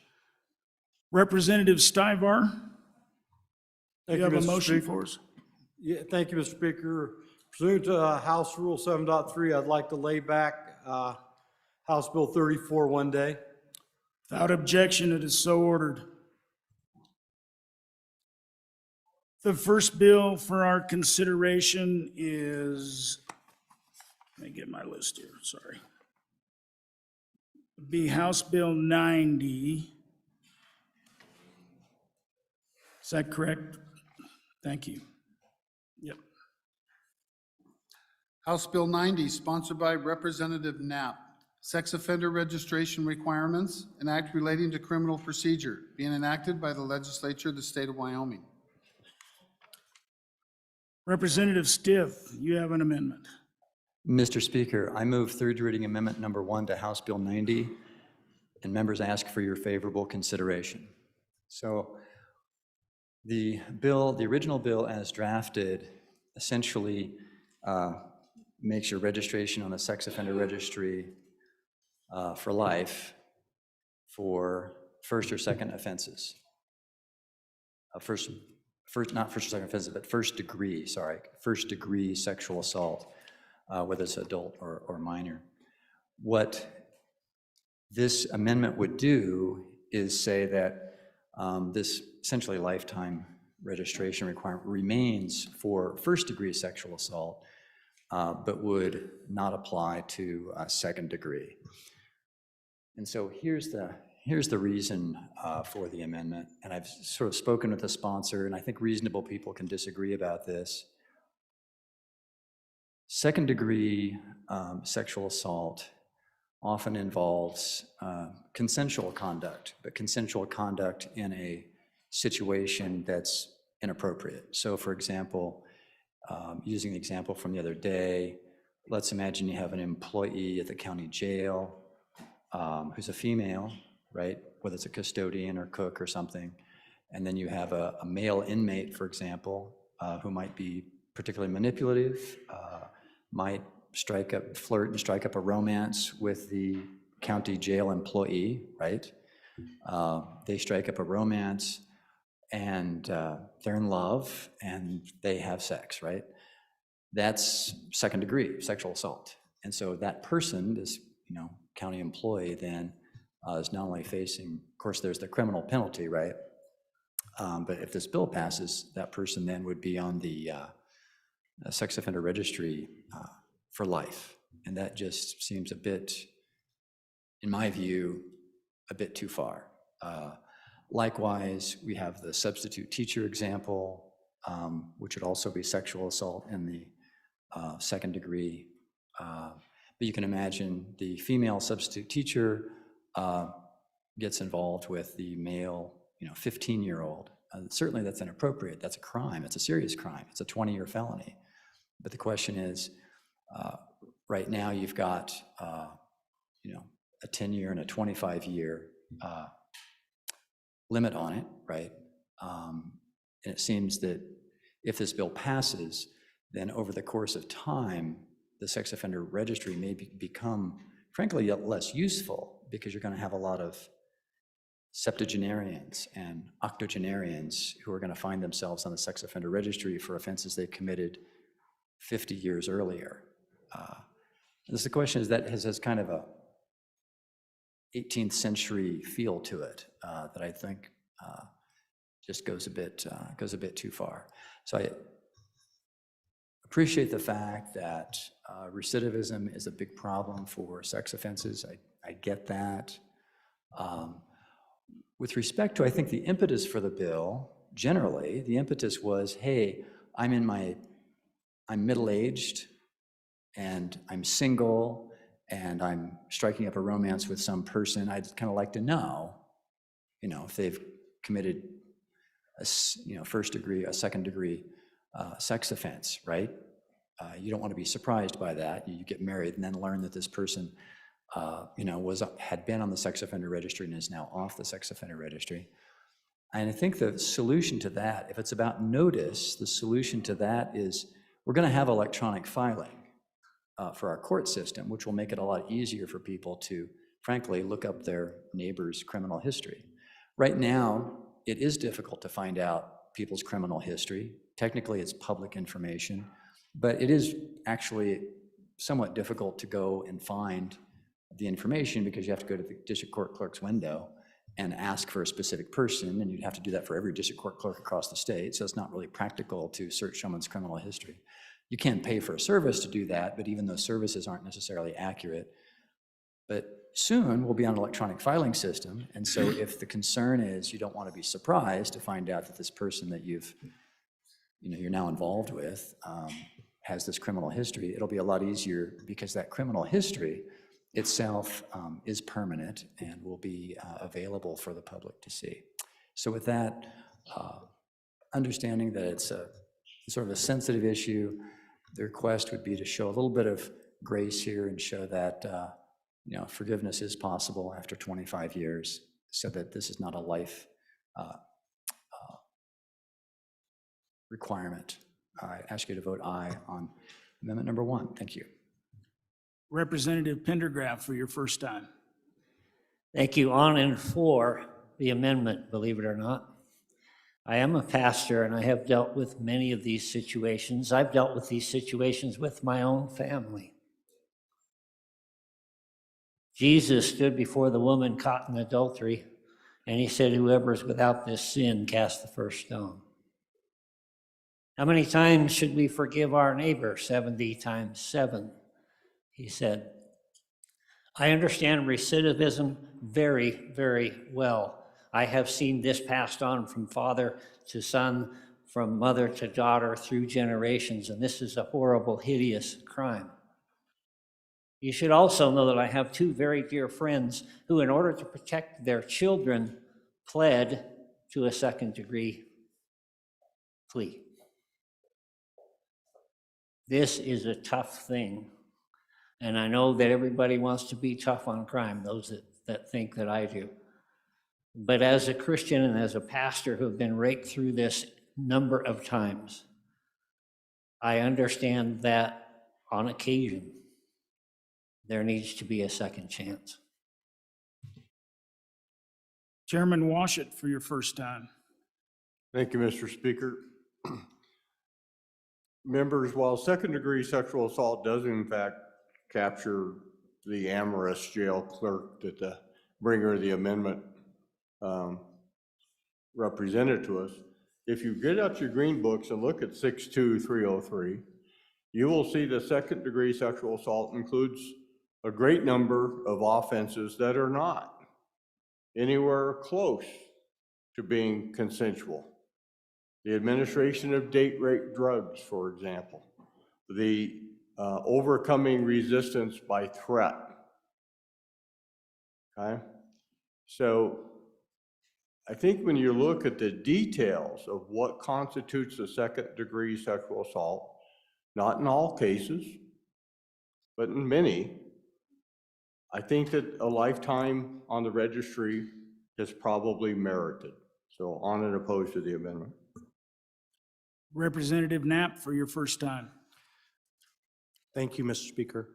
On and against the amendment, as was stated, second degree does include some very serious crimes, including date rape drugs, a doctor being inappropriate with a patient, forcibly holding somebody against their will and then threatening them or their family.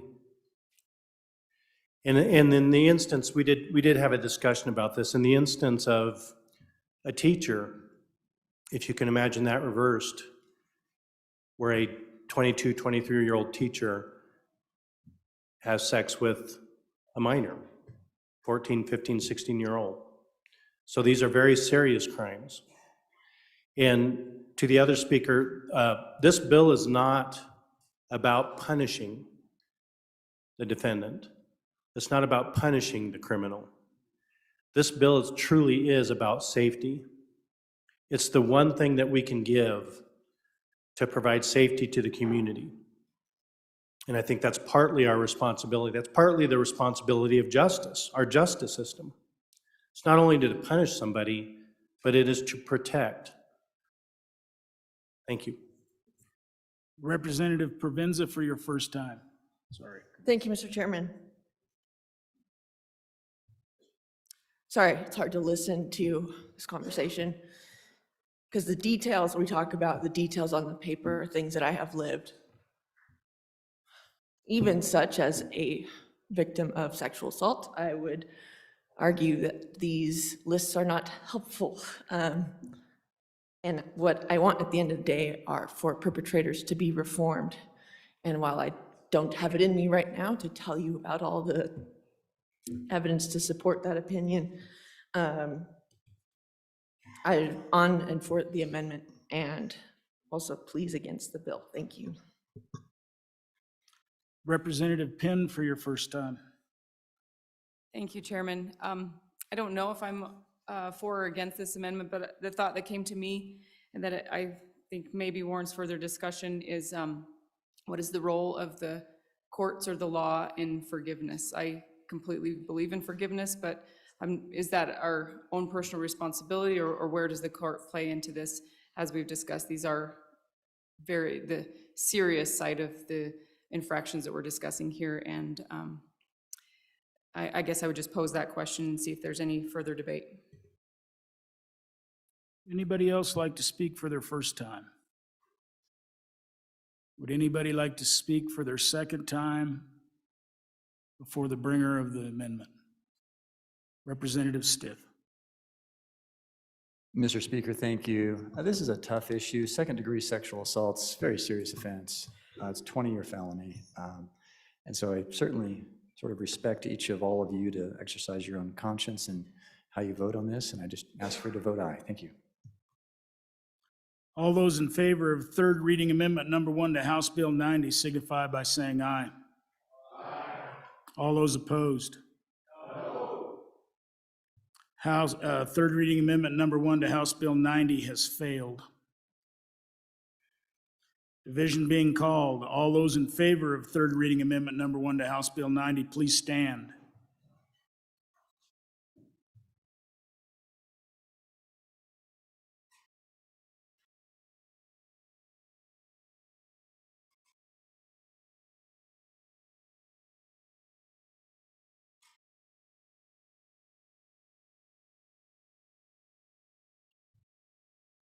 All those opposed, please stand.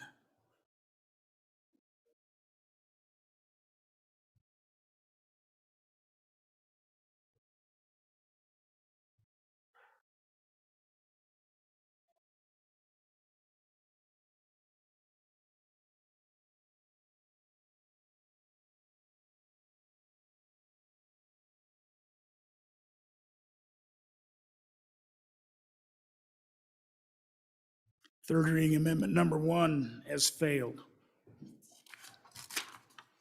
The next amendment, Representative Stiff. Mr. Speaker, I move third reading amendment number 2 to House Bill 90 and ask for your favorable consideration. Members, this bill, I think, clarifies that how this bill, if enacted, will apply. And the amendment says that it will apply to those persons convicted on or after the effective date, July 1, 2023. And I think that's important because otherwise you might have litigation about someone who has been convicted in the past, they've done 10 years or they've done 25 years on the registry, and they're off the registry now. One issue that arises is, well, would the effect of this bill make them put them back on the registry, even though they're now off the registry? That would result in litigation. I think there's also a certain unfairness about that because most of these cases are resolved with a plea agreement, and when I reach my plea agreement, I know what I'm bargaining for. I say, okay, I'm pleading guilty to this crime, and I know that this is the penalty, and I know that I'll be on probation, and that I know that for 10 years I'll be on the registry. If we change the rules on people, that seems to have deprived the defendant of the opportunity to know what the actual penalty was going to be. So ask for your favorable consideration on amendment number 2. Anybody else for their first time? Representative Knapp. Mr. Speaker, I would see that amendment as favorable. Please vote for the amendment. Anybody else?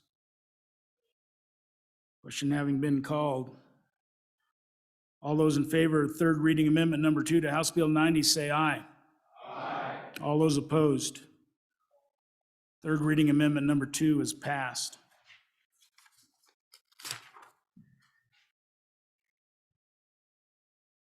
House Bill 90, having been read 3 separate times, the question is, shall the bill pass? Chief Clerk will please call the roll. Elleman? Allred? Andrew? Angelos? Banks? Bear? Berger? Brown? Burkhart? Byron? Chadwick? Chestick? Clauston? Conrad? Crago? Davis? Eklund? Haroldson? Harshman? Heiner? Henderson? Hornock? Jennings? Knapp? Larson Lloyd? Larson JT? Lawley? Locke? Nyman? Newsom excused. Nicholas? Nemec? Northrup? Oakley? Obermuller? O'Hearn? Olson? Ottman? Pendergraft? Penn? Provenza? Rodriguez-Williams? Sherwood? Singh? Slagle? Smith? Stiff? Storer? Strock? Stivar? Tarver? Trujillo? Walters? Ward? Washut? Western? Winter? Wiley? Yin? Zwanzer Dan? Zwanzer Dave? Speaker Summers? Harshman? Are there any changes? Closing vote. Vote closed. 50 aye, 11 no, 1 excused. House Bill 90, having received the affirmative vote of the majority of the members elected to the House, House Bill 90 has passed the House. The next bill for our consideration is 112. House Bill 112, sponsored by Representative Oakley, theft, penalty for fifth or subsequent offense, an act relating to crimes and offenses, being enacted by the legislature of the state of Wyoming. Chairman Olson. Thank you, Mr. Speaker. I move third reading, amendment number 1 to House Bill 112, and do ask for your favorable consideration. We've just going to give you one last opportunity to contemplate this committee. We had an amendment on second reading that would have created a look-back period of 3 years. We heard some pretty compelling testimony from the sponsor that it just wouldn't work if you averaged 6 months between each offense and you had 5 offenses, then you would never capture anyone under the bill with the felony, so it would eviscerate the intent of the bill. I still believe that we need some sideboards on this. So what I've presented you with is a 10-year look-back period, which means that those 5 offenses have to be committed within a 10-year period in order for the felony to apply. I think that's insanely reasonable. The comparison in our existing law would be a DUI statute. DUI statute has, I believe, a 10-year look-back period. So we're talking about DUIs. We put in place a sideboard or parameters for that look-back period to be 10 years. And right now we're talking about people who steal bread, people who steal meat to feed themselves, and people who steal apparently candy bars. Or suckers or whatever it is. So I'm not trying, I'm a co-sponsor on this bill. I support this bill and I support what it's trying to do. I think it's reasonable to have a 10-year look-back period like we do for our DUI statutes. So on and for the amendment. Representative Oakley for your first time. Thank you, Mr. Speaker. So I'm asking for your no vote on this amendment. And I think it's important for me to discuss a couple of components of how things play out in the practice of criminal law when you're looking at this. So we have ways that we can enhance what would normally be charged as a misdemeanor if it stood alone to a felony by virtue of something else. And so mostly in our laws, we do that by a period of time, as the good representative just said. So using the example that he used as well. So 4 DUIs in a 10-year period. But what this bill was attempting to address is enhancing it by virtue of volume. This bill is intended to address recidivism. That's the target of it. That is why 5 convictions was chosen. 5 convictions of people victimizing our local businesses by stealing their property. And pushback, I've heard a lot of, stealing from the soup kitchen. I mean, needless to say, I've never heard of that being prosecuted ever. And he used the example of meat because it's something that I have used. And when I discussed the theft of meat that we see in my county, it is targeted high-end cuts of meat, hundreds and hundreds of dollars, that is then resold in a secondary market. They're buying meat that some people in this body only do for an anniversary dinner. This is not candy bars. This is not children. That is literally not at all what would be on the table. And so I want to push back on that. But then this is what I really want to discuss as far as this amendment, why I talked about the enhancements via time or via volume. Because what this does in essence is make it, because you have to have 5, so that's a high number. Now you've put a limit on it, and then that makes it so when you double up on that, it makes it very difficult to ever reach. So in essence, again, you're getting close to getting the point of the bill. So if you do some basic math, this means they would have to get one every 2 years. So they could get one every 2 years. They keep dropping off. And that's exactly what would happen. So the point of doing 5 was to address the recidivism. Taking that time limit and shortening it means very few people would ever hit this. So what I wanted to do, I literally just pulled up somebody that I'm aware of gets a lot of these type of cases that we've prosecuted. Literally the first person I pulled up. So that I thought of. 2010 shoplifting, 2011 larceny, 2011 theft, June 2013 shoplifting, August 2013 shoplifting, November 2013 shoplifting. All of those would drop off this year and couldn't be used. The whole point of addressing this recidivism, couldn't use any of those. Continues on, July of 2000 forgery. There were multiple incidents, but it was charged as one case, and as we put the sideboard on, so that counts as one. August 2014, 3 counts, including conspiracy. Again, we're looking at those rings, but that counts as one conviction. Those would drop off next year. 2015 shoplifting, 2017 shoplifting. So in essence, if we go down to 10 years, by the end of this year, the only thing I could use, I would be at a misdemeanor. I couldn't use the vast majority of those, which is exactly what we're trying to get at with this bill. This is a recidivism bill based on volume, and putting volume and time together takes it so it becomes meaningless. So basically, I'm saying that we could take what could be dubbed as a career criminal, and we make it so that we can't take their career into account. So in essence,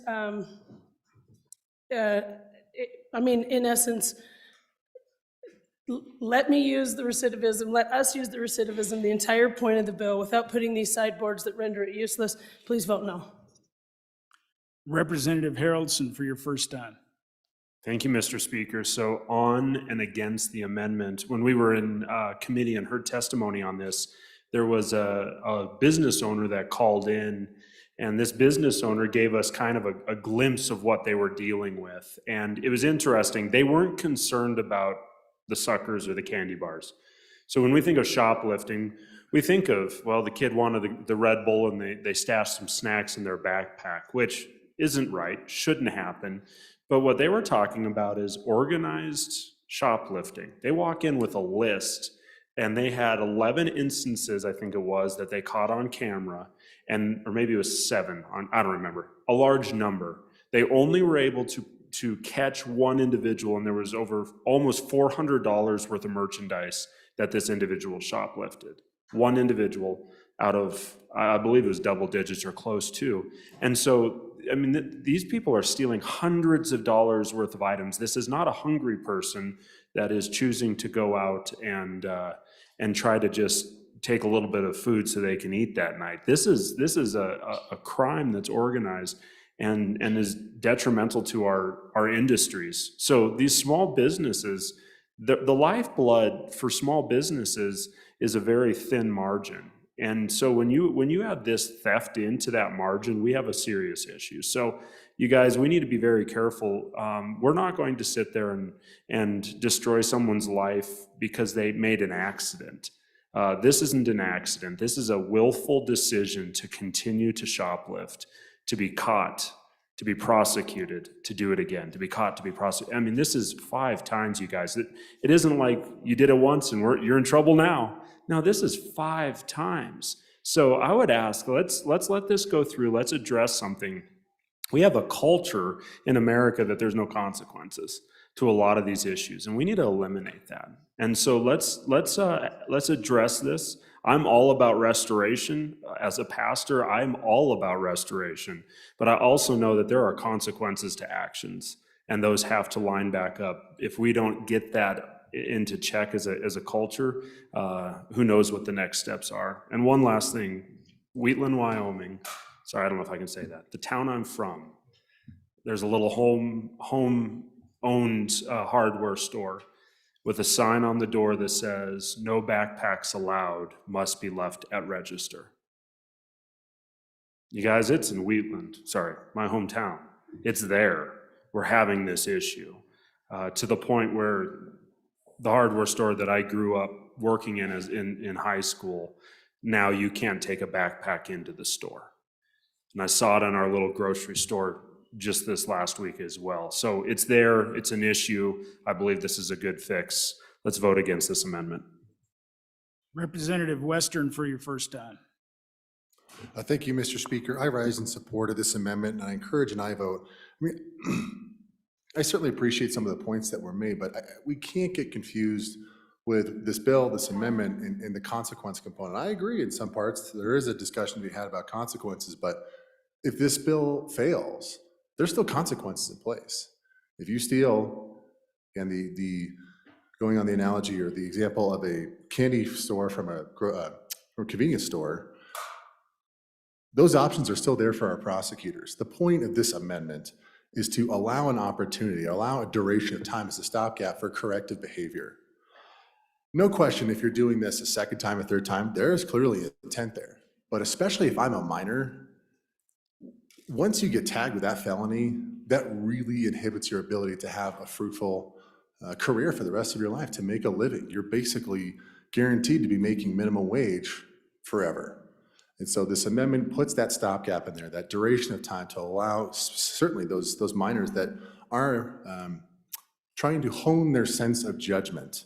It gives them that opportunity to think long and hard and to ensure that they have that opportunity to engage in that corrective behavior. We've heard the stories out of our boys' school. Obviously, some of them continue to repeat, but some of them make a lot of mistakes and eventually have that conversation with themselves. You know what? I've made some mistakes, theft, etc. Now is the time to really start making good decisions. Otherwise, the life track starts to go downhill. So that's why this amendment is here, and that's why I encourage an aye vote. Thank you. Representative Henderson for your first time. Thank you, Mr. Speaker. I'm on and for this amendment, and I'm not there yet on the bill, but I'm leaning that way because I believe in law enforcement, the rule of law. And I have some empathy for the people who have to enforce it and the people who have to prosecute these crimes. But more importantly, the folks who are in the process of trying to rehabilitate these people who have perpetrated these offenses. But I think what's missing here that ought to be considered in this important debate is the severity of the crime.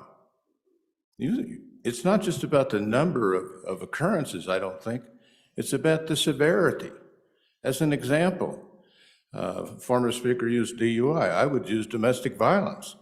I have a constituent who's been beaten 20 times in the last 8 years, 9 times since May last year, and twice on Sunday last October.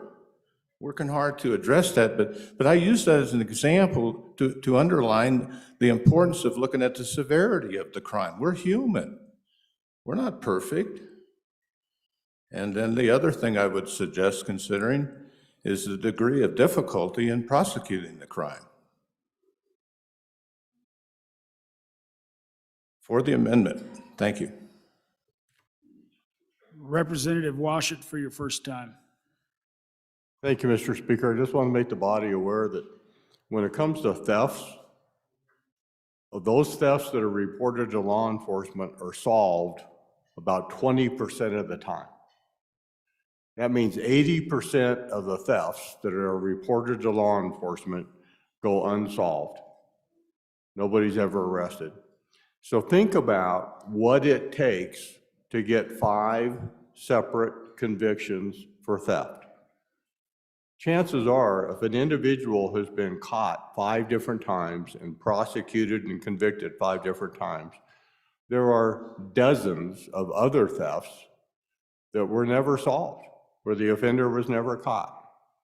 And so this bill, I think, really focuses on our retail business establishments in your hometown. And those are the places that are seeing products moved out of their businesses without being paid for, and their only avenue is either to lock all those things up behind glass, hire security, or more likely, raise the prices for all of our constituents on all their other products to offset the loss. On and opposed to the amendment. Representative Hornock for your first time. Thank you, Mr. Speaker. So just a little story of mine. When I was a young man, I can clearly remember this. I was at a football game. I was sitting next to a friend's father, and we were just chatting, and he asked me, "Is stealing wrong?" And, you know, as a young man, you think about all the little nuances to stealing and things like that. And eventually he said, "Yes." Why is this so hard? Yes, stealing is wrong. And that stuck with me as a young man. Fortunately, I was able to learn that from a friend's father. I didn't have to learn that from the police or from incidences along the way. But stealing is wrong, and the standard that we set in our community is the standard that should be followed, that will be followed, that we will set for our citizens, and I believe that this is the standard. I'm on and against this amendment. Thank you. Representative Jennings for your first time. Thank you, Mr. Speaker. So on and against this amendment. Members, we're the legislative branch. We look at our culture around us and we see a culture that is rapidly becoming lawless. And I don't know if 5 times the right answer. It used to be 3 strikes, you're out. And we re-examined that 5 times. I mean, come on, that's, if we're not careful, I mean, what do we come back with? 10 times? 20 years? Let's send the message that we still want to protect. This is not a victimless crime.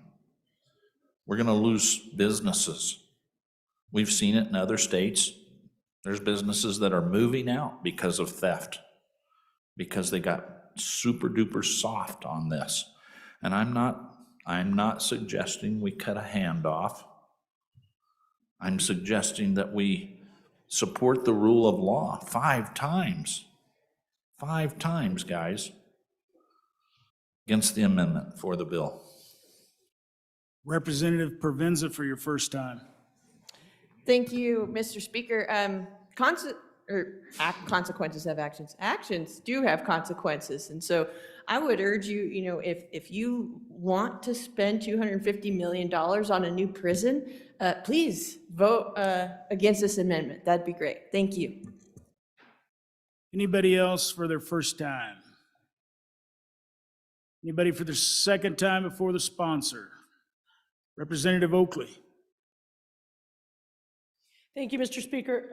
I did want to address something that I've heard a couple times by the bringer and people who are for, and that regards youthful offenders. Our statutes, and we have law in this state that youthful offenders are taken through either a juvenile court diversion program. We have that mandated in our statutes that has to be looked at first, and that is absolutely where they go. So the reality is those wouldn't count. They don't go as convictions. So when you're looking at these 5, it would be on top of those. So the opportunity we heard about rehabilitation, the opportunity for rehabilitation and for getting it right was there the first time, the second time, the third time, the fourth time. And then the idea that we're going to drop off the 10 before that happened 10 years ago, I just think, like I say, we're losing the intent of it at that point. We all know that there's a problem and we need to hold these people accountable. Vote no on the amendment, aye on the bill. Thank you. Anybody else for their second time before the bringer? Bringer, do you want to go? Representative Olson for your second time. Thank you, Mr. Speaker. I'll just be brief. I think we're getting confused in the intent of the bill and the intent in the amendment. Nobody is saying that there aren't consequences to your actions. You think about a 10-year period of time. Actually, the examples that have been given, if you have a serial offender who's repeating year after year after year, that's the person the bill is intended to capture. You're going to get them in the first 5 years. You're going to get the 5 offenses. The 10-year look-back period, again, we use this in existing law for a DUI. If we use it for a DUI, why can't we use it for theft? When an 18-year-old steals something and then, they steal 4 things throughout the period of their 18 to 19 year, or maybe 18 to 20, they're young, they're still figuring out the world, but then they figure it out. And they figure out, man, this was really stupid. Then they make that mistake again 5 years later, and then they're a felon. That's what you're saying with this bill, when all we're trying to do is put some type of sideboard. A conviction should drop off of a person's record at some point in time, shouldn't it? What is the magical number? I don't know. Is it 3? Apparently not. The body rejected that. Is it 5 years? Is it 10 years? Is it 20 years? If you do not support this amendment, you're saying that a conviction should be held against that person for the rest of their life. And all we're saying with this amendment is we're saying, no, these convictions should be held against them for 10 years. And they should still be held against them, but we're going to set a parameter on when it should fall off. On and for the amendment. All those in favor of third reading amendment number 1 to House Bill 112 signify by saying aye. Aye. All those opposed? No. Third reading amendment number 1 to House Bill 112 has failed. Division having been called, all those in favor of third reading amendment number 1 to House Bill 12, stand up.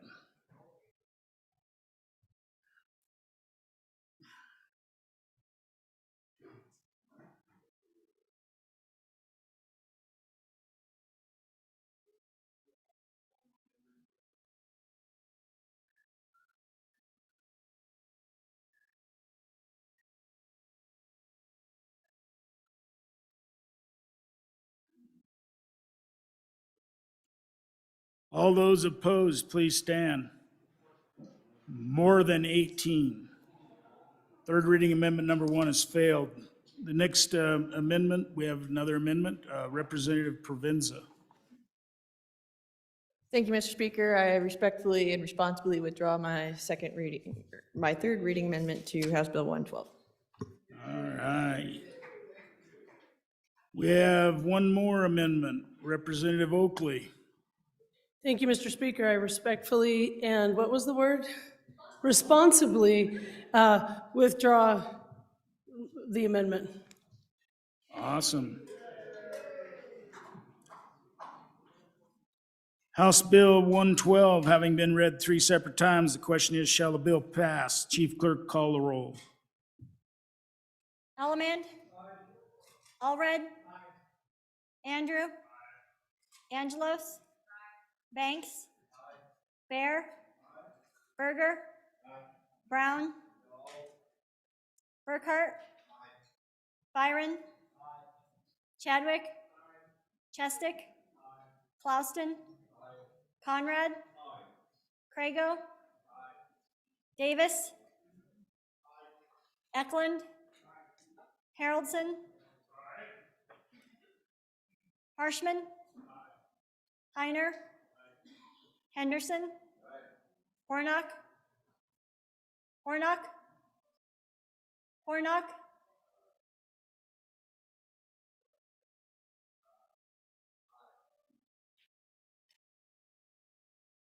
Jennings. Knapp. Larson Lloyd. Larson JT. Lawley. Locke. Nyman. Newsom excused. Nicholas. Nemec. Northrup. Oakley. Obermueller. O'Hearn. Olson. Ottman. Pendergraft. Penn. Provenza. Rodriguez-Williams. Sherwood. Singh. Slagle. Smith. Stith. Storer. Strock. Stivar. Tarver. Trujillo. Walters. Ward. Washit. Western. Can you repeat? Winter. Wiley. Yin. Zwanitzer Dan. Zwanitzer Dave. Speaker Summers. Are there any changes? Closing vote. Vote closed. 54 aye, 7 no, 1 excused. House Bill 112, having been read 3 separate times, House Bill 112, having received the affirmative vote of majority members elected to the House, House Bill 112 has passed the House. Mr. Majority Whip. Mr. Speaker, I move that the House stand in recess until 2:15 p.m. You've heard the Majority Whip's motion. All those in favor say aye.